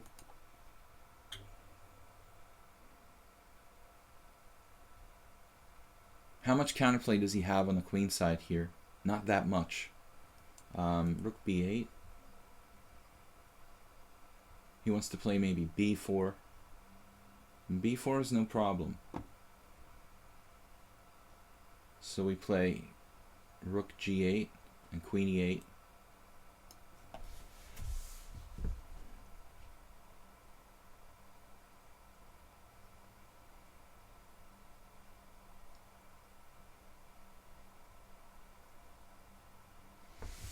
He doesn't have much counterplay on the queen side. Just a b4 break. I think we can deal with that. And it's probably best not to bother with a5 or something. The more I make moves over there on the queen side, the more responsibility I kind of create for myself. So it's probably best to just forget about that. And as I said, maybe rook b8, rook b7, swinging across. You have a call? This guy picks absolutely the worst time to call. Alright, people always do that. They pick the worst possible time to call. Alright. Rook g8. You know, you're tired, you haven't slept all week, and you take a nap in the afternoon, and you haven't had a call all week, but if you go to lay down for an hour, that guy always calls right in the moment when you fall asleep. Alright, b4. C takes b4. c5. That's my idea. Keep it locked. Gain a tempo. And then we're going to go for it. I'm a little bit wary about some things here. So I'm going to play queen e8. We've got queen e8, queen h5 with immediate tactical threats. And I don't like where his bishop's at.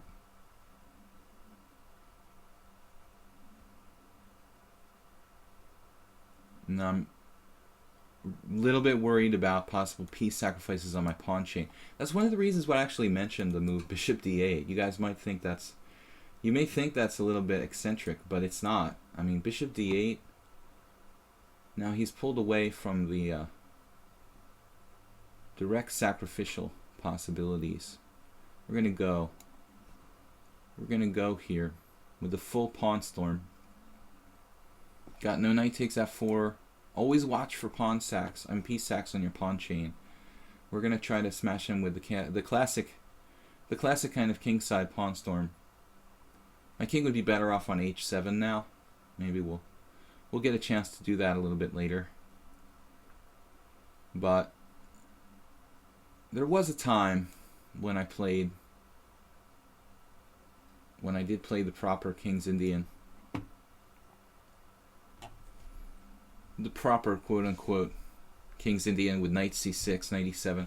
I never really liked it that much for black. I felt always that nice d here. I always felt, honestly, where should my king go? Gone f7 now? He's defended this really well. I think he's worse on both sides of the board. It's not only on the king side. I can play on the queen side too. Of course, g4. I guess rook h8.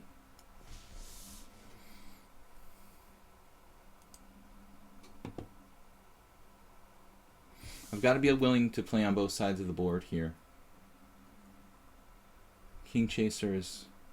He's not a fish. He's 1900. But I can play pawn takes pawn here. Pawn takes pawn. Knight takes, and allowing me on the 7th with check. That actually looks kind of dangerous for white. Question, is that enough for me? Is that enough for me? Getting just the rook on the 7th there. It looks like a pretty significant advantage. We need to try something. We could also... Ooh, he took that way. Okay, that's interesting. Right, my knight is badly placed. King is badly placed. I didn't expect this capture. We need to play on the whole board. Probably knight g6, bishop d7, king f7, king f3.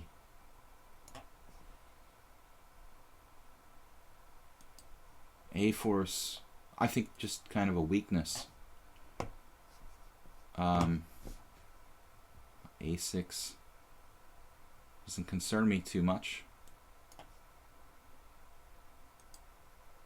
He played A6. Wow. Okay, that's a bit bizarre.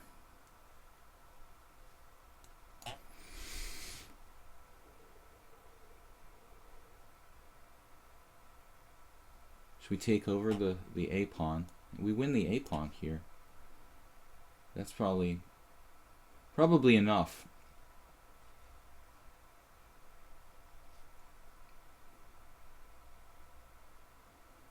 There's no credible discovery.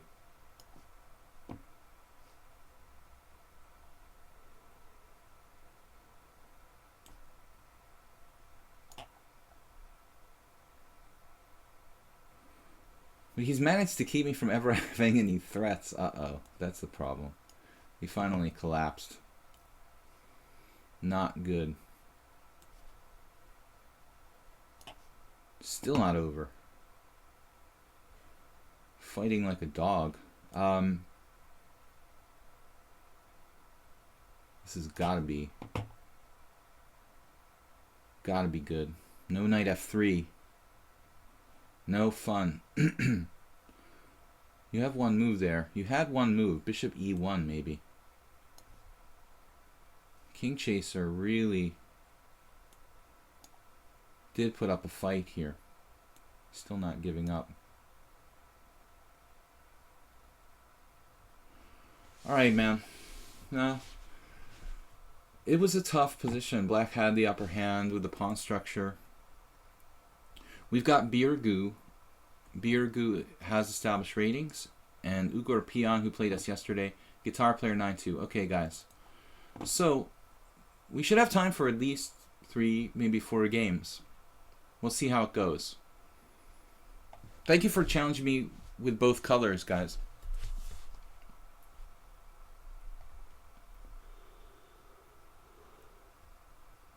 What are you guys talking about? Oh, you're stealing clothes from the... you know, that's annoying when you, like, buy something in the...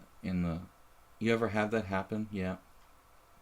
Happened to me. I, like, bought something legally, and then it had one of those, like, ink tags on it. And you have to, like, go back to the store and, like, take it back and then have them take it off. And you feel like you're a criminal. Yeah. Go to Macy's and, like, buy a... I don't know. Buy a shirt. And it has a protective security tag they forgot to take off when you bought it. The same variation, Birgu, really. What is the chance of that?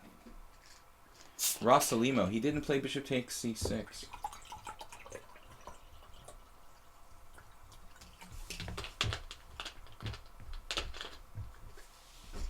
All right. Here I have to be careful. Knight f6 is not good, I guess. Bishop d7 I'm supposed to play. Another interesting moveset of Castle's is c3. Kasparov has used that move order. Bronze Defense just ripped yours off. Did the thing... How do you... Yeah, I guess you can do it somehow. The whole thing seems sort of silly, doesn't it? Alright, rook e1. Yeah, there has to be a way to take it off.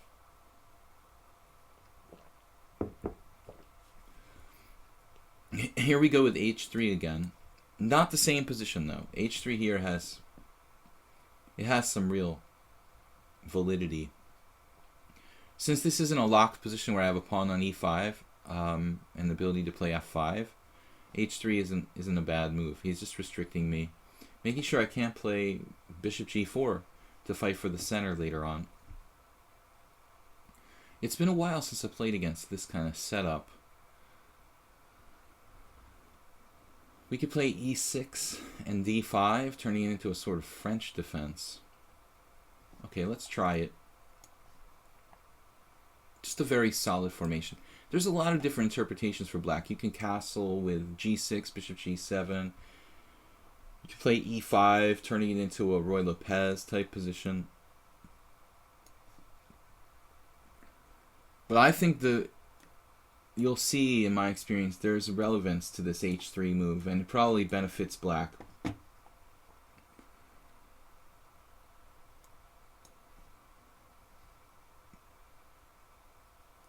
Well, it depends on how he plays this.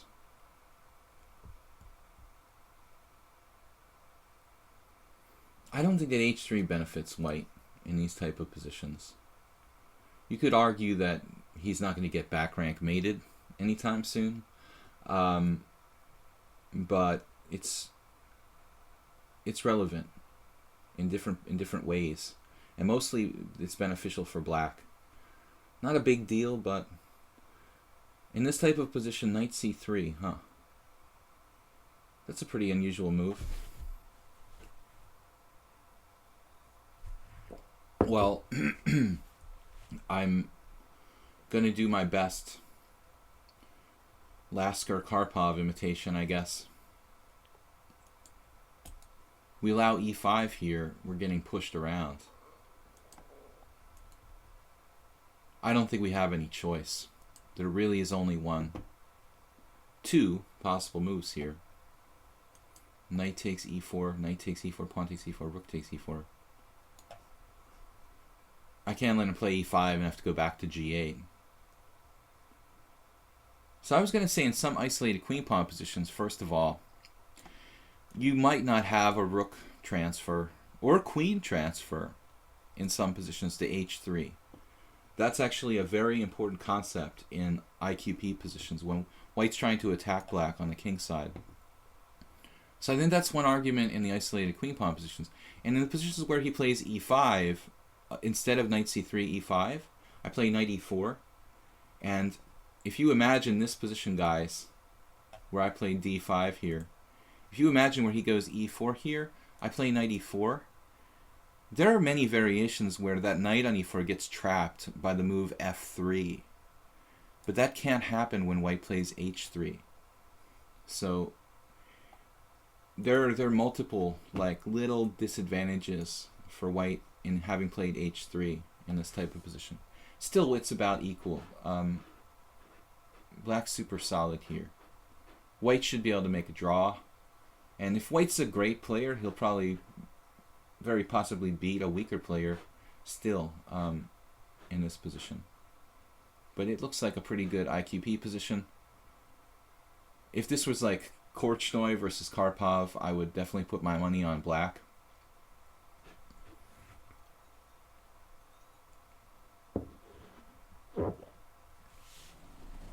I'm very compact. I have no weaknesses.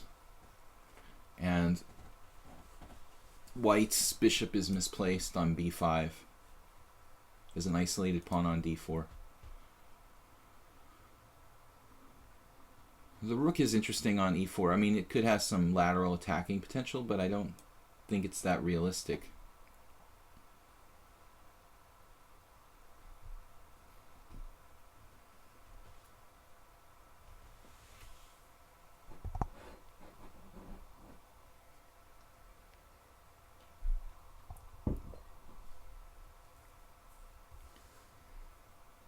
Deju is here for Jennifer Aniston. Is she streaming on Twitch? I'm sure she's not playing too much chess. Bishop f4. We have any kind of tactics? Not really. We could trade pieces, though. That's an interesting concept. 95. 95! Man, that is not a stupid idea. That is not a stupid idea.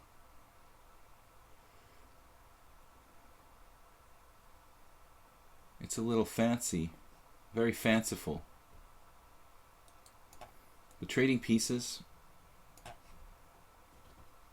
Oh.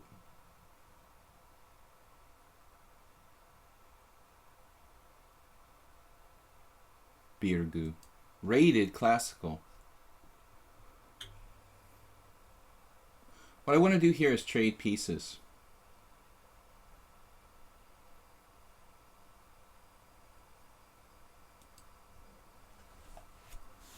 Beerger, you're not supposed to challenge me to rated games. He snuck in the rated challenge. 1700 in blitz. 1900 classical.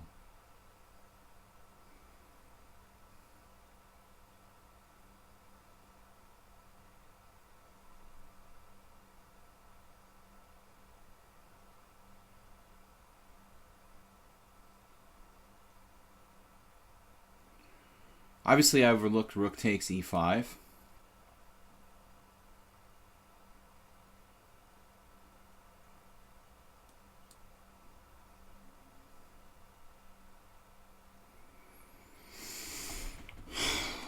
Beer goo, beer goo. No rated challenges.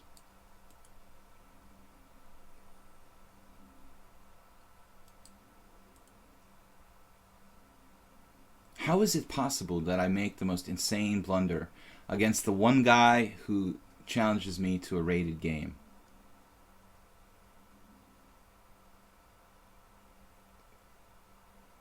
What is the statistical chance of that? Seriously. It's like unbelievable. I actually have some weird chances here.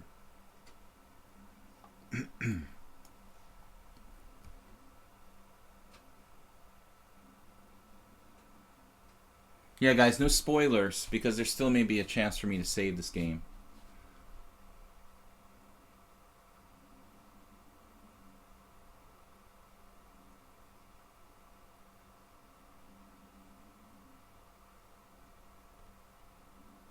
I don't know. Played.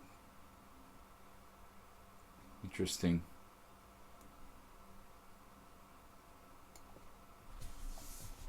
This looks pretty impressive for white. Very, very nice, beer goo.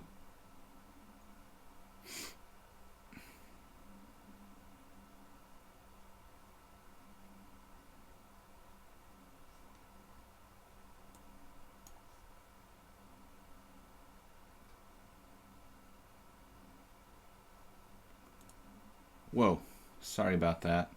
What happened? Beer goo.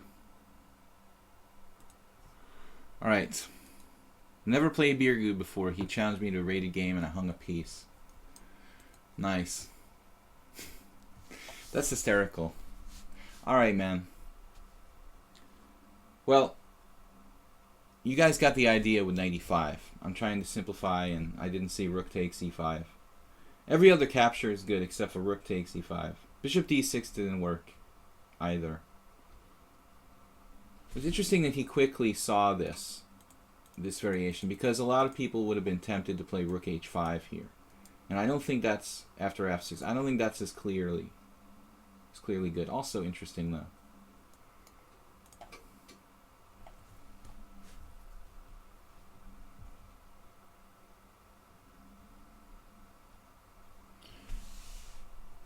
Saju, do you know any of the guys from the Brattleboro, Vermont music scene? Might have been a little after your time. Yeah, not really. I don't really have a connection to Vermont too much. Wow, queen b3. All we can do is try to hang on here. Pray for a miracle of some sort. Some kind of miracle tactic. The h3 is very relevant now. That's actually quite a useful move for white.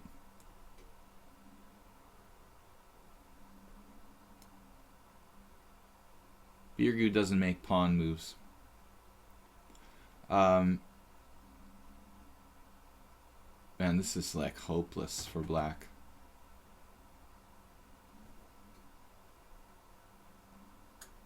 H6 just weakens my king side more. Yeah, queen b3, that's a devastating move. He's on everything. Alright. Well, he took on d6. He must have a crusher after that. I was surprised by that, though. Why not queen takes b7? I'm pretty disheartened here. Queen takes a d4. He's got the check there. King h7. Yeah, everything wins by force for white here.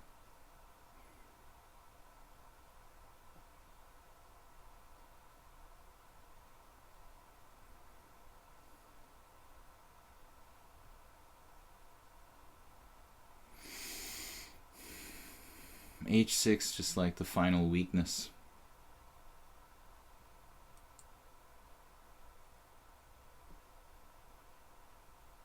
Well, I just gave him a piece, so it's not really a real game. And what can I say?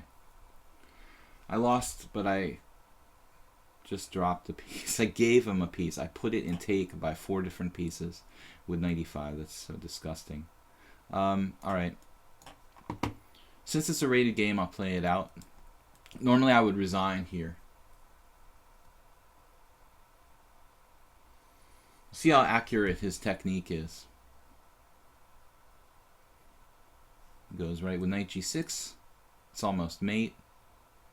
He just takes. He had queen c2 there was interesting as well. This should be sufficient for Birgu.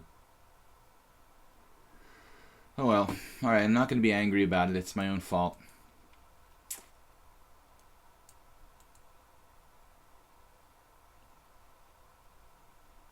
It's like the most absurd blunder of all time. Unreal. Knight e5. I thought it was like a brilliancy. A brilliant way to trade pieces, and I just put the piece on pre. That's what you get for being creative, kids. Knight e5. Rook takes e5.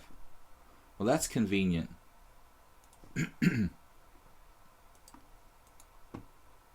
Made in all variations here.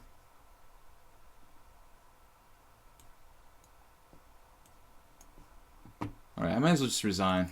This is wasting our time. Alright guys, no rated games, please. You'll take all my rating points. It's not really a fair advantage. I have to spend my time commentating and giving you moves while I'm playing. So, alright, Ugur Peon. My new rating of 2400 is appropriate after that. We're going to have to go down to the classical pool and start getting some challenges. I have to raise my rating because it's getting a little humiliating around 2400. All right, Ugur Peon. We'll play your own move against you. Yesterday he played the Scandinavian against me.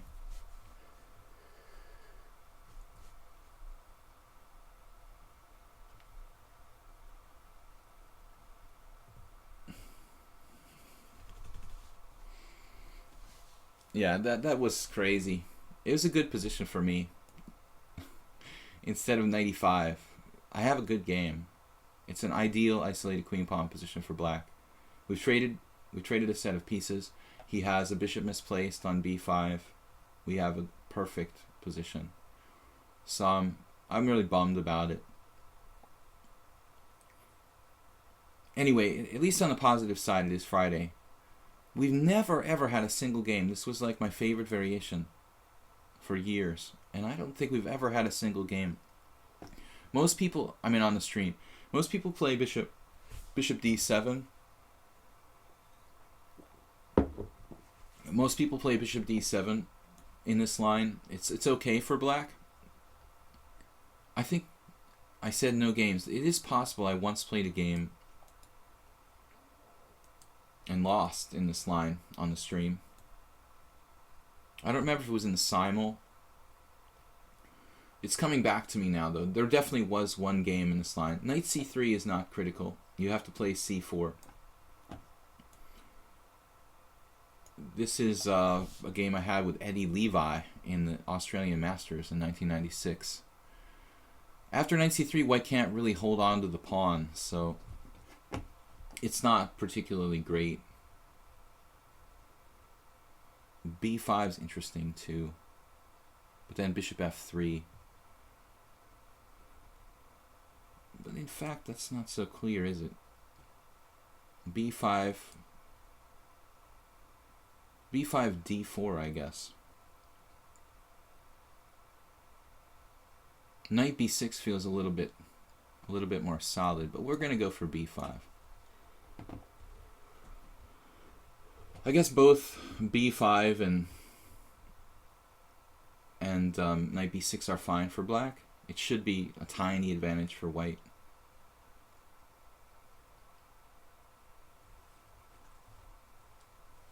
Ugur Peon played a nice Scandinavian against us yesterday. Is it possible to follow the tournament you're playing soon? Basham Chess.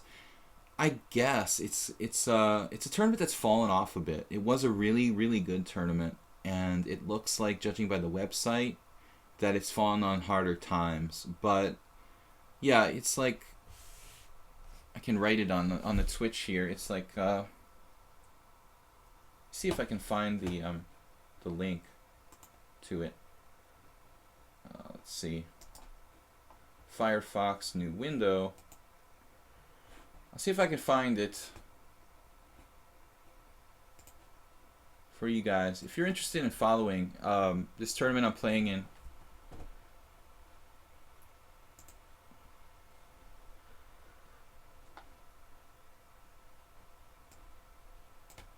copy, paste. You guys can always trust me. You guys can trust my links. Don't trust anybody else. That's the link to the website for the tournament, but it's not looking as good as it has in past years. I don't think it's going to be really strong. The only strong player who's registered so far is Konstantin Chernyshov, and he plays like every year. But hopefully there'll be a lot of Hungarian. No, I can't agree a draw here. Why do we want to agree a draw here? Ugur Peon, come on. It's an unrated game. We have to play. We have to play chess. Should I play knight takes d5?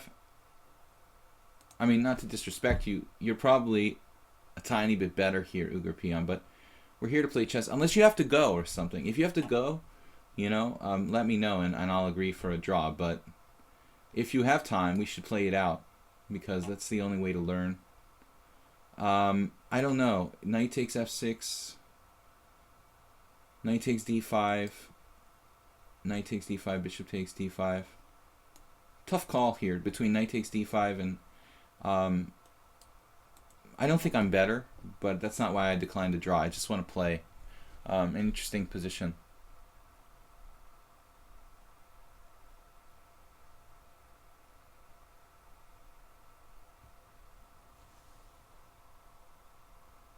You guys don't fight in the Twitch stream, please. So bishop takes d5. Yeah, this is what I figured. Now we go knight f6. That's why I didn't want to play knight f6. I was kind of saving my knight to go to f6. Black is at least equal here. Chess foo. King Crusher. I don't really follow King Crusher.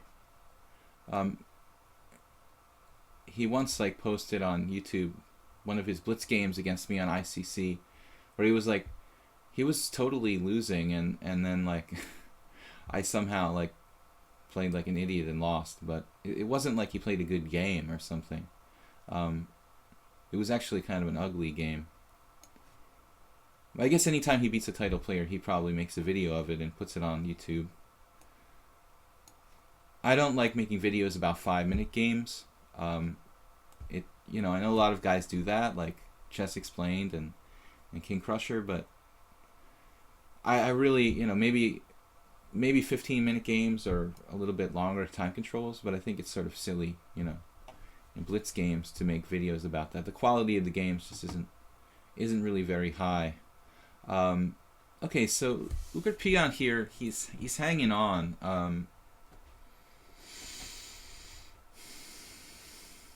Forcing a trade of queens. This is a little bit awkward.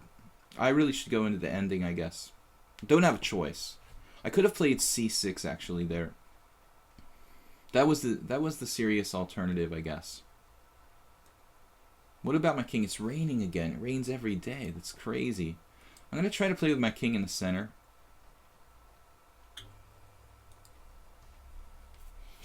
Can't believe it rains every day.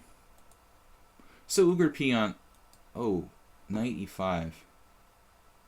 But that should be close to a significant advantage for me now. c5. Knight c6 check, king d6. The only thing is it really necessary to play c5? Maybe it's better to play bishop takes knight.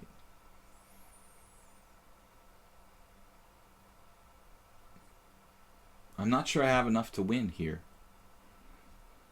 c5, interesting. I would be possibly forcing an isolated pawn, but then he ends up with a knight on e5 that's so strong. And I'm tied down to that. c5, king e2, take. Bishop takes e5, rook c8.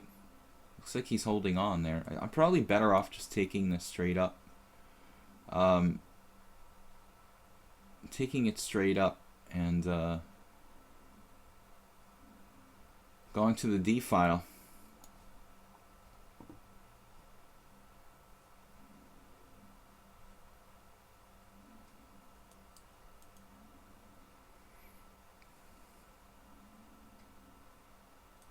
This does look like kind of best play. He's gonna hold this draw.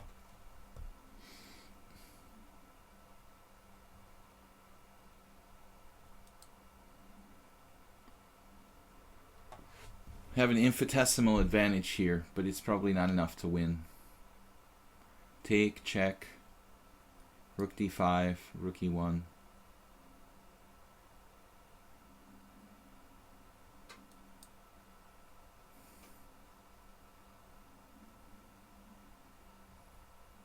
Could play a5 and b4. Trying to get some counterplay on the queen side. a5, king e2, b4. A takes b, a takes b. We might as well try something.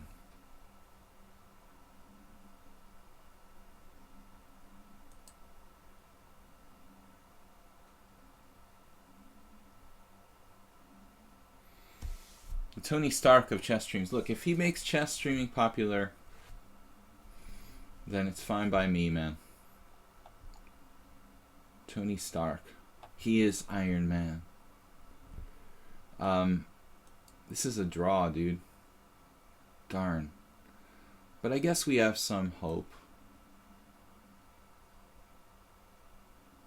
We gotta try to do something. Playing for a win. Ugar peon using no time, drawing me easily with white. After offering a draw on move 6. Should have played more ambitiously, I guess.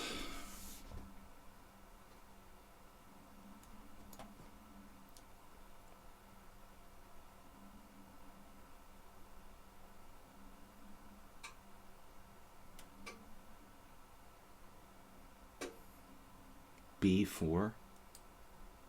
What?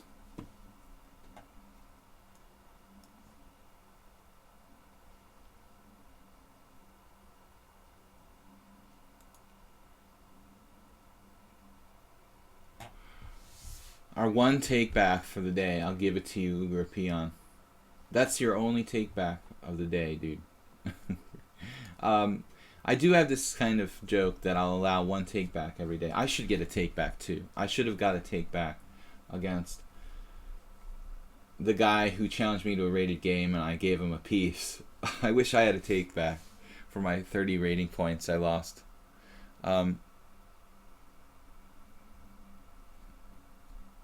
That's our first and last take back here on the stream today. F4. Interesting.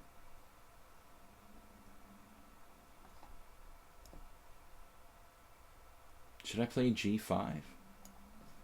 What's up with this ending?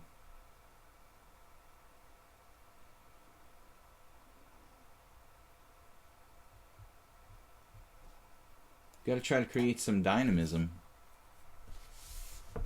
Dynamism.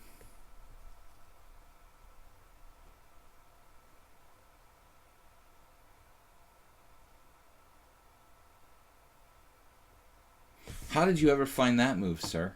G3. Look at this king position. Rook takes rook, rook takes rook, pawn takes. I can't get in there. He's just in the nick of time.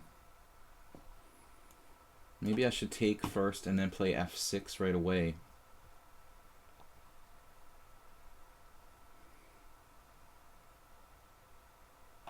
Feels like that might actually be bad for me. Kind of unclear.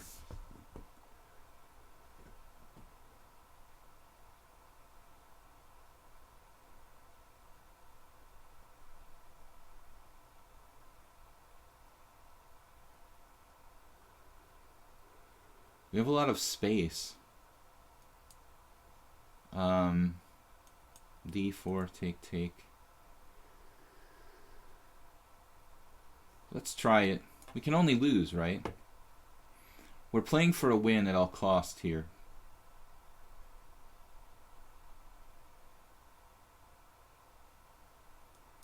Interesting position.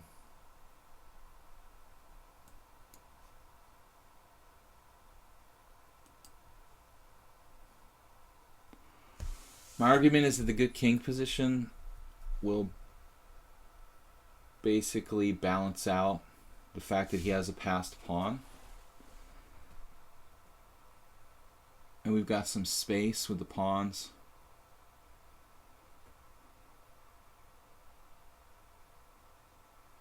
Highly interesting move. Another draw, for he likes draws. King e6. Why don't we try that?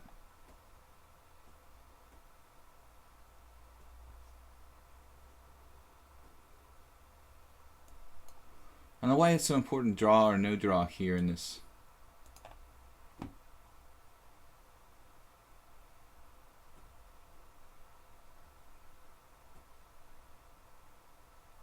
Oh, now we're going to lose. No, maybe not. I guess it's not a loss.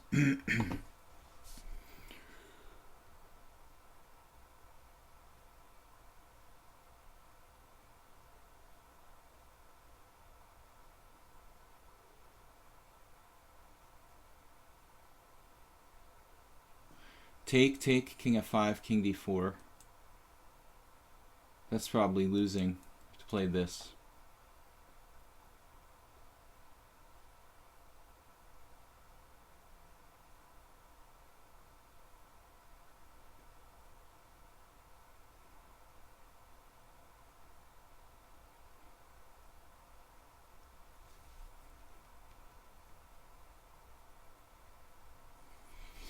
Maybe he's a king and pawn endgame expert.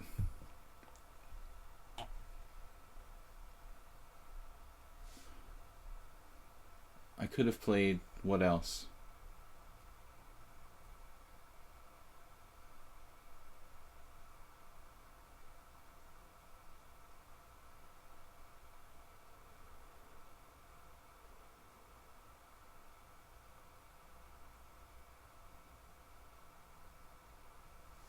Yeah, it looks lost.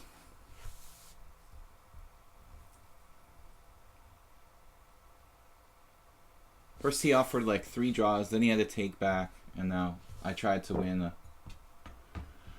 Try too hard to win. Well, I'm sure he'll figure it out. He drew me with a beautiful... I mean, he was clearly better against me in a beautiful game yesterday.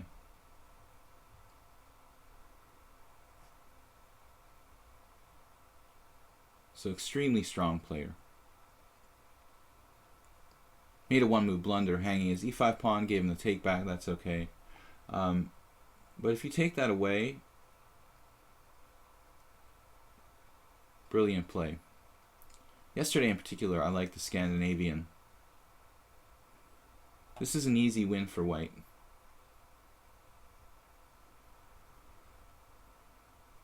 That move might be good enough. Not certain.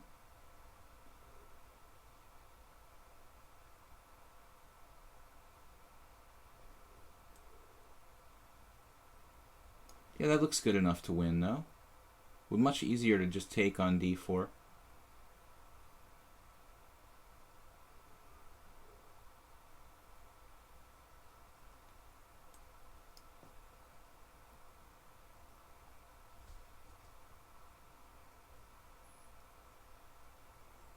That's a blunder. So just taking on c5 is probably winning for white. Ugarpion, you remind me of somebody else I played. Did you have another account here on lichess? Because you play exactly like another guy. I thought he was Turkish too. A young guy, he was very strong, but he didn't play the endgame that well.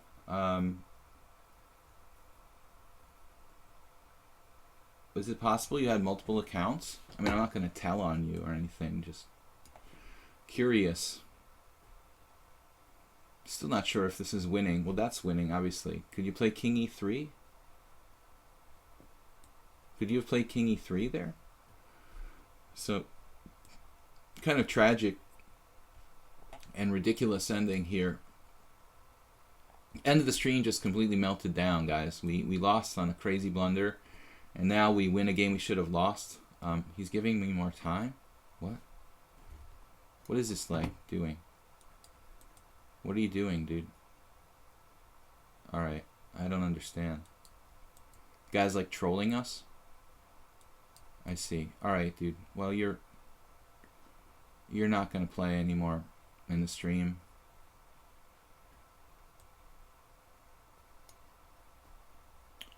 Alright, dude. Well, it was nice having you in our stream, but I'm going to have to block you on lichess if you continue to do that, dude. It's very strange behavior. Trying to help you how to learn how to play, and this is what you're going to do. I don't understand, man. That's very odd. Very strange behavior.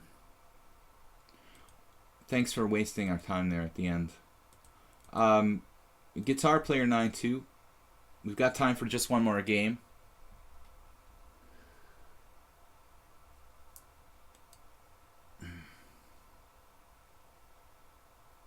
Online Wiki, I think he was winning if he takes on c5, but it was much easier to just take on d4.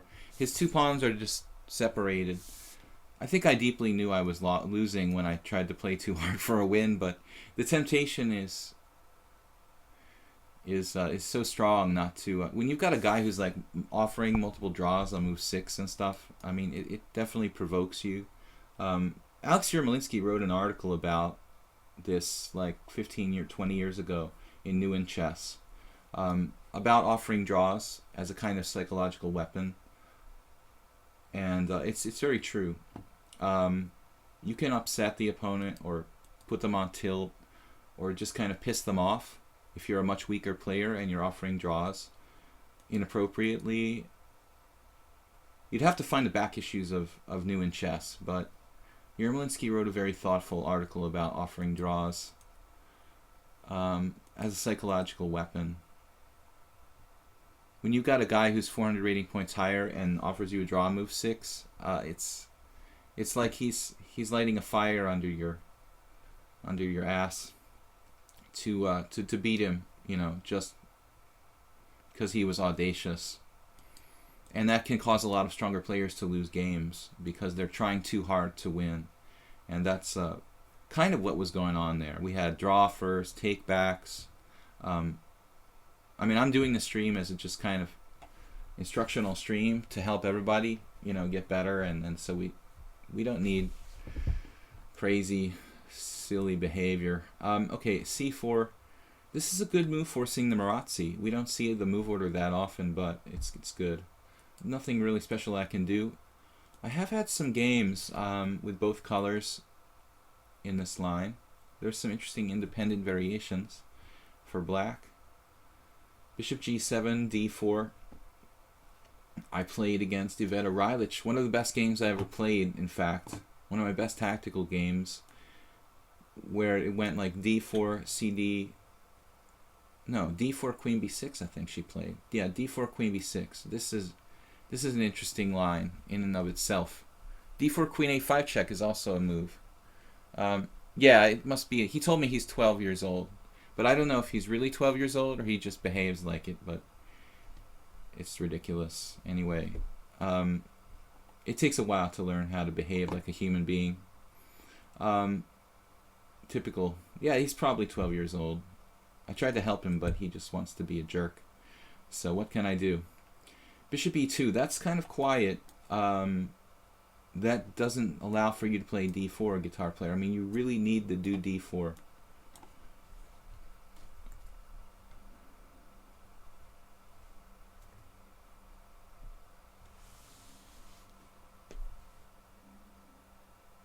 Vashan Chance has to... No, I don't have any GM norms. I once came half point within the requirement.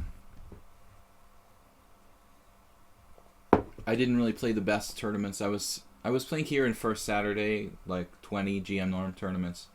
But the round robin tournaments in Hungary are really not a great place to make GM norms.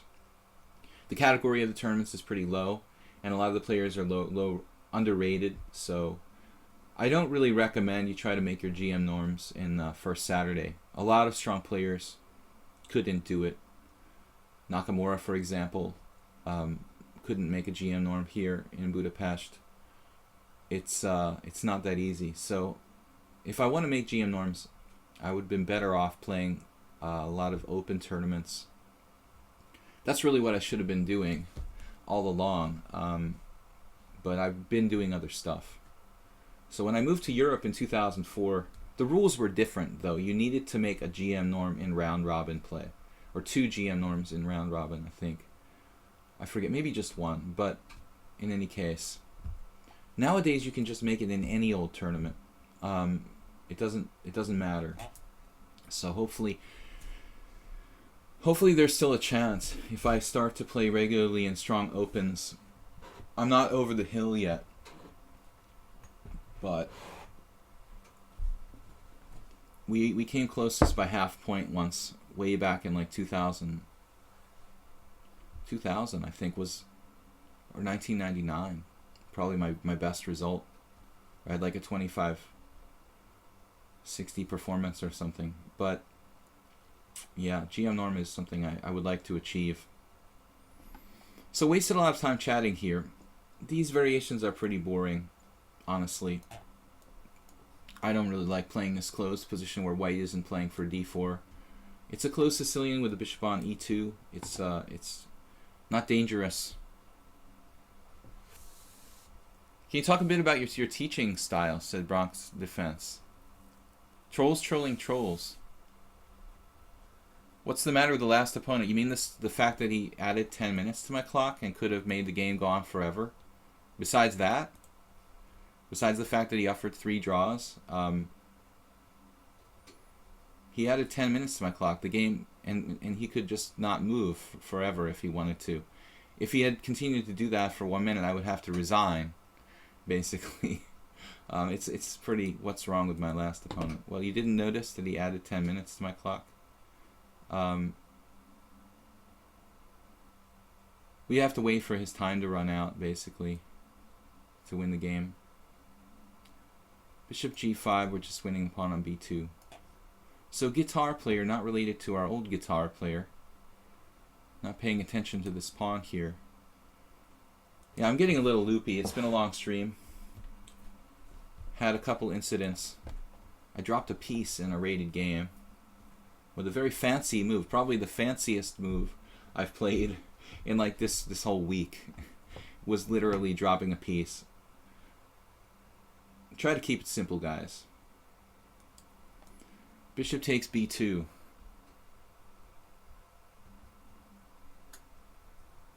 Can you talk a bit about your teaching style? Well, I try to approach everyone differently.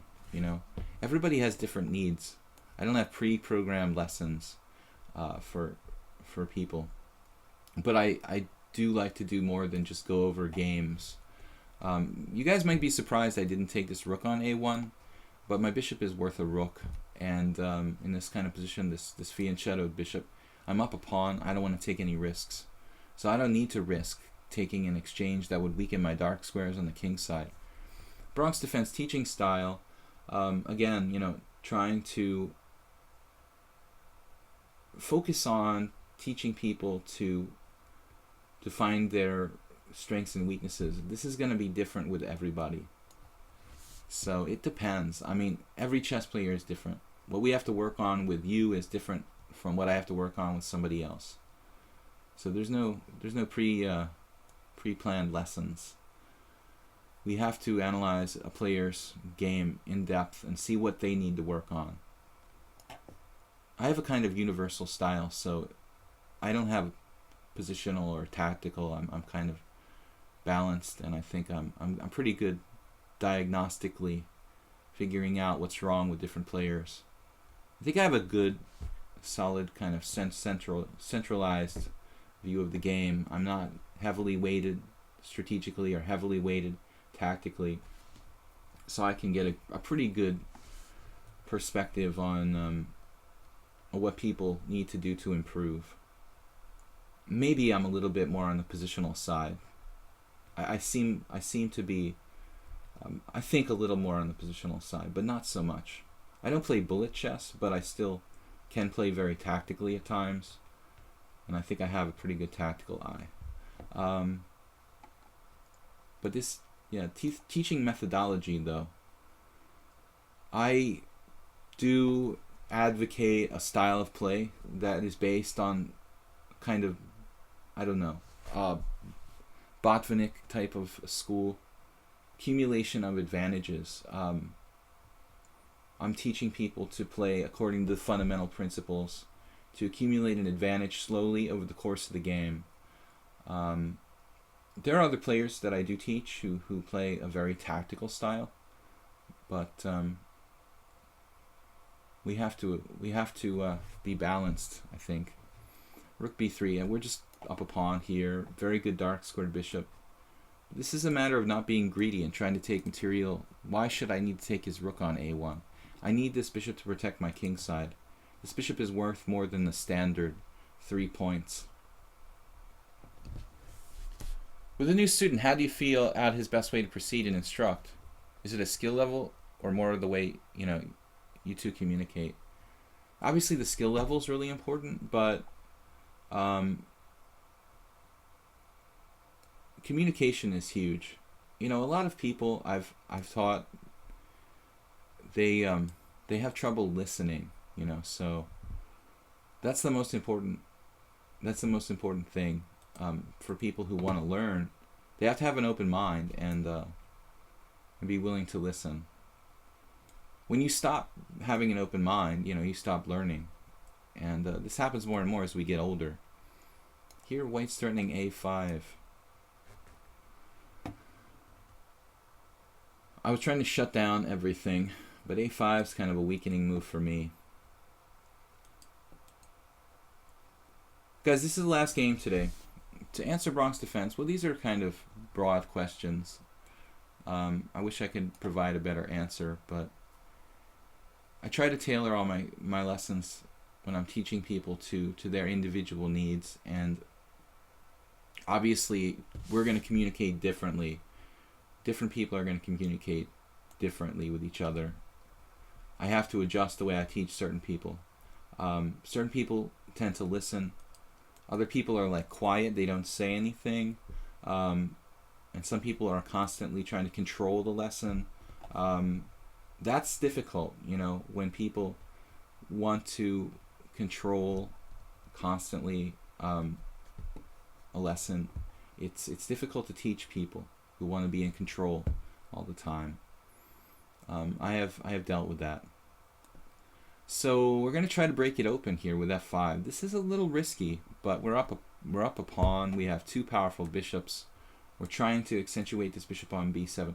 What I was trying to say, Braun's defense, was that, everybody's different, but I try to teach them to appreciate the fundamentals, and I try to find their weaknesses, and I try to teach them to play a style of chess that's kind of universal, if that's possible. There are different ways to view the game, and that's what makes the game beautiful. To one person, it's art. To another person, it's a sport. To another person, it's just like a hobby. We all have different goals, different perspectives. Guitar player's hanging on here. He's got a good knight coming to like b5 now. He's got the rook laterally. So he knows something about the game. It looks like he understands the way the pieces work. He hung a pawn on b2, but if we look at his game, we see that he has a good understanding for how the pieces coordinate. Perhaps he needs to work on the use of pawns in the game. Aside from the fact that he hung the pawn on b2, that's pretty devastating. But he's not really using his pawns, if you notice here. Pieces and pawns have to coordinate both. Okay, so now we've got the central majority having trouble pushing through d5 because tactics based on bishop c4. I'd like to play d5, pawn takes pawn. Maybe we'll play it anyway, but I have to watch out. And I'm afraid this might kind of benefit black in some sense, because he's trading a weak pawn on c4, an isolated pawn.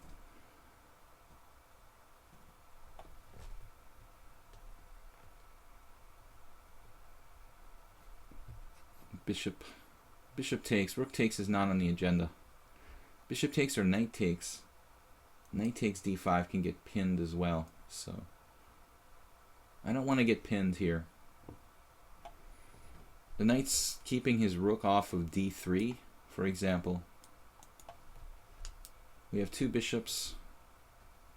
Not that many pieces. Not that many pawns left on the board here.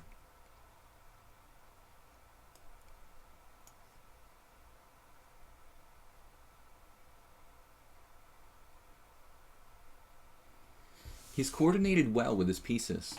You really have to give him credit. The only problem is the dropping a pawn. Look at that rook on a3, the lateral mobility he's got. I guess I should play f4.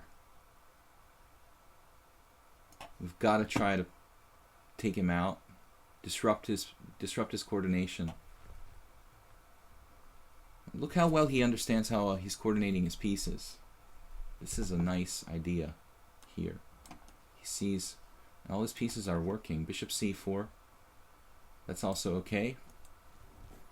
Trading off a valuable piece there. I've got to unpin myself. I want to reinforce h6. It looks a little risky to put the king on h7, but that could be relevant at some point.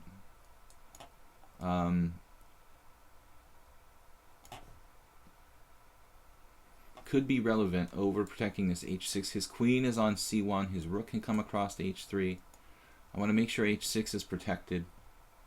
But I will have to be careful about my king. Now knight d3. Knight d3 starts to look pretty promising. Cutting off his rook. I could just double on the d file now, trying to win a piece. Is it enough?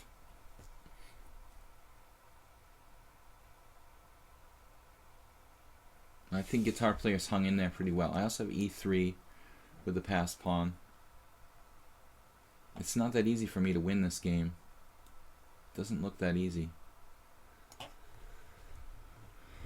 Alright, he's in time pressure. 2 minutes to 25 seconds, but I've saved a lot of games with his time.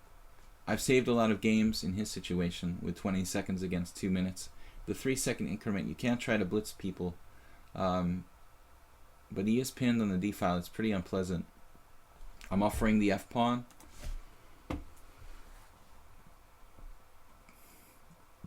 I don't think that's enough. Okay, now he just panicked, I think. This is just simply panic in time pressure. Although I didn't really have a good move. I don't think he really had a good move here. He had to lose a piece. And I have to be a little careful with my king position quite open here, obviously. Knight d3 check. Yeah, he's pretty much paralyzed. His rook can't get in the game after knight d3. He has a check, a couple checks, but it's not enough.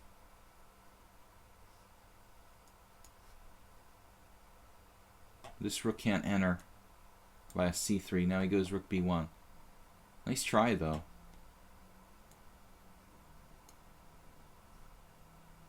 He had a check on g4. I had queen g5 in that case. Look how well he's getting that piece in the game. And we can trade queens here. I think I'd rather pick up a little more material, but how? Not so easy to do it. I guess we go into the ending. We're up a clear piece here. Should be enough to win. Take, yeah.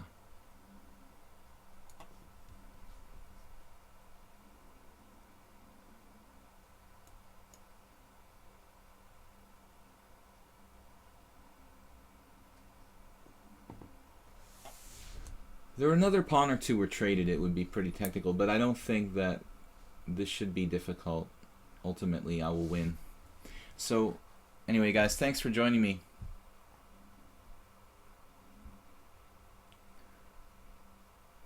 Nobody likes chess anymore. No,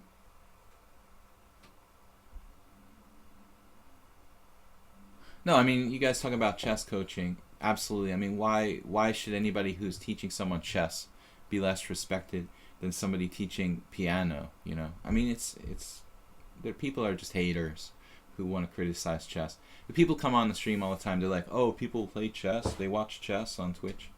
It's just, look, I even went to a poker tournament once where like poker and chess are actually pretty closely related. A lot of people, strong chess players play poker. A lot of strong poker players play chess. And you'll even go to an event like that and people will be like, oh, chess, that's stupid, you know. So just got to live with the haters, you know, and whatever you do, there are going to be haters, and you just have to kind of ignore them. Anyway, guys, have a good weekend. It's Friday. We will be back on Sunday with our weekly simul here on lichess, 6:30 p.m. CET. We will be playing probably 20 players because I have a tournament game and Hungarian Team Championship in the morning. It's going to be a little rough to play a game in the morning and then do my simul in the evening. So we'll play 20 players simul on Sunday, 6:30 p.m. Check out my YouTube channel, Video Chess Training on YouTube. I did upload a simul review just yesterday on the YouTube channel, and I'd like to thank everyone for joining me here. If you can donate via PayPal, that's appreciated. And if you'd like to contact me for training or just any kind of ideas or concepts or chess-related questions, you can email me, videochesstrainer@gmail.com. Again, guys, have a great weekend. I'll see you Sunday for the simul, and peace. Thanks, Jeroen, for moderating and for helping out, man. Bye-bye.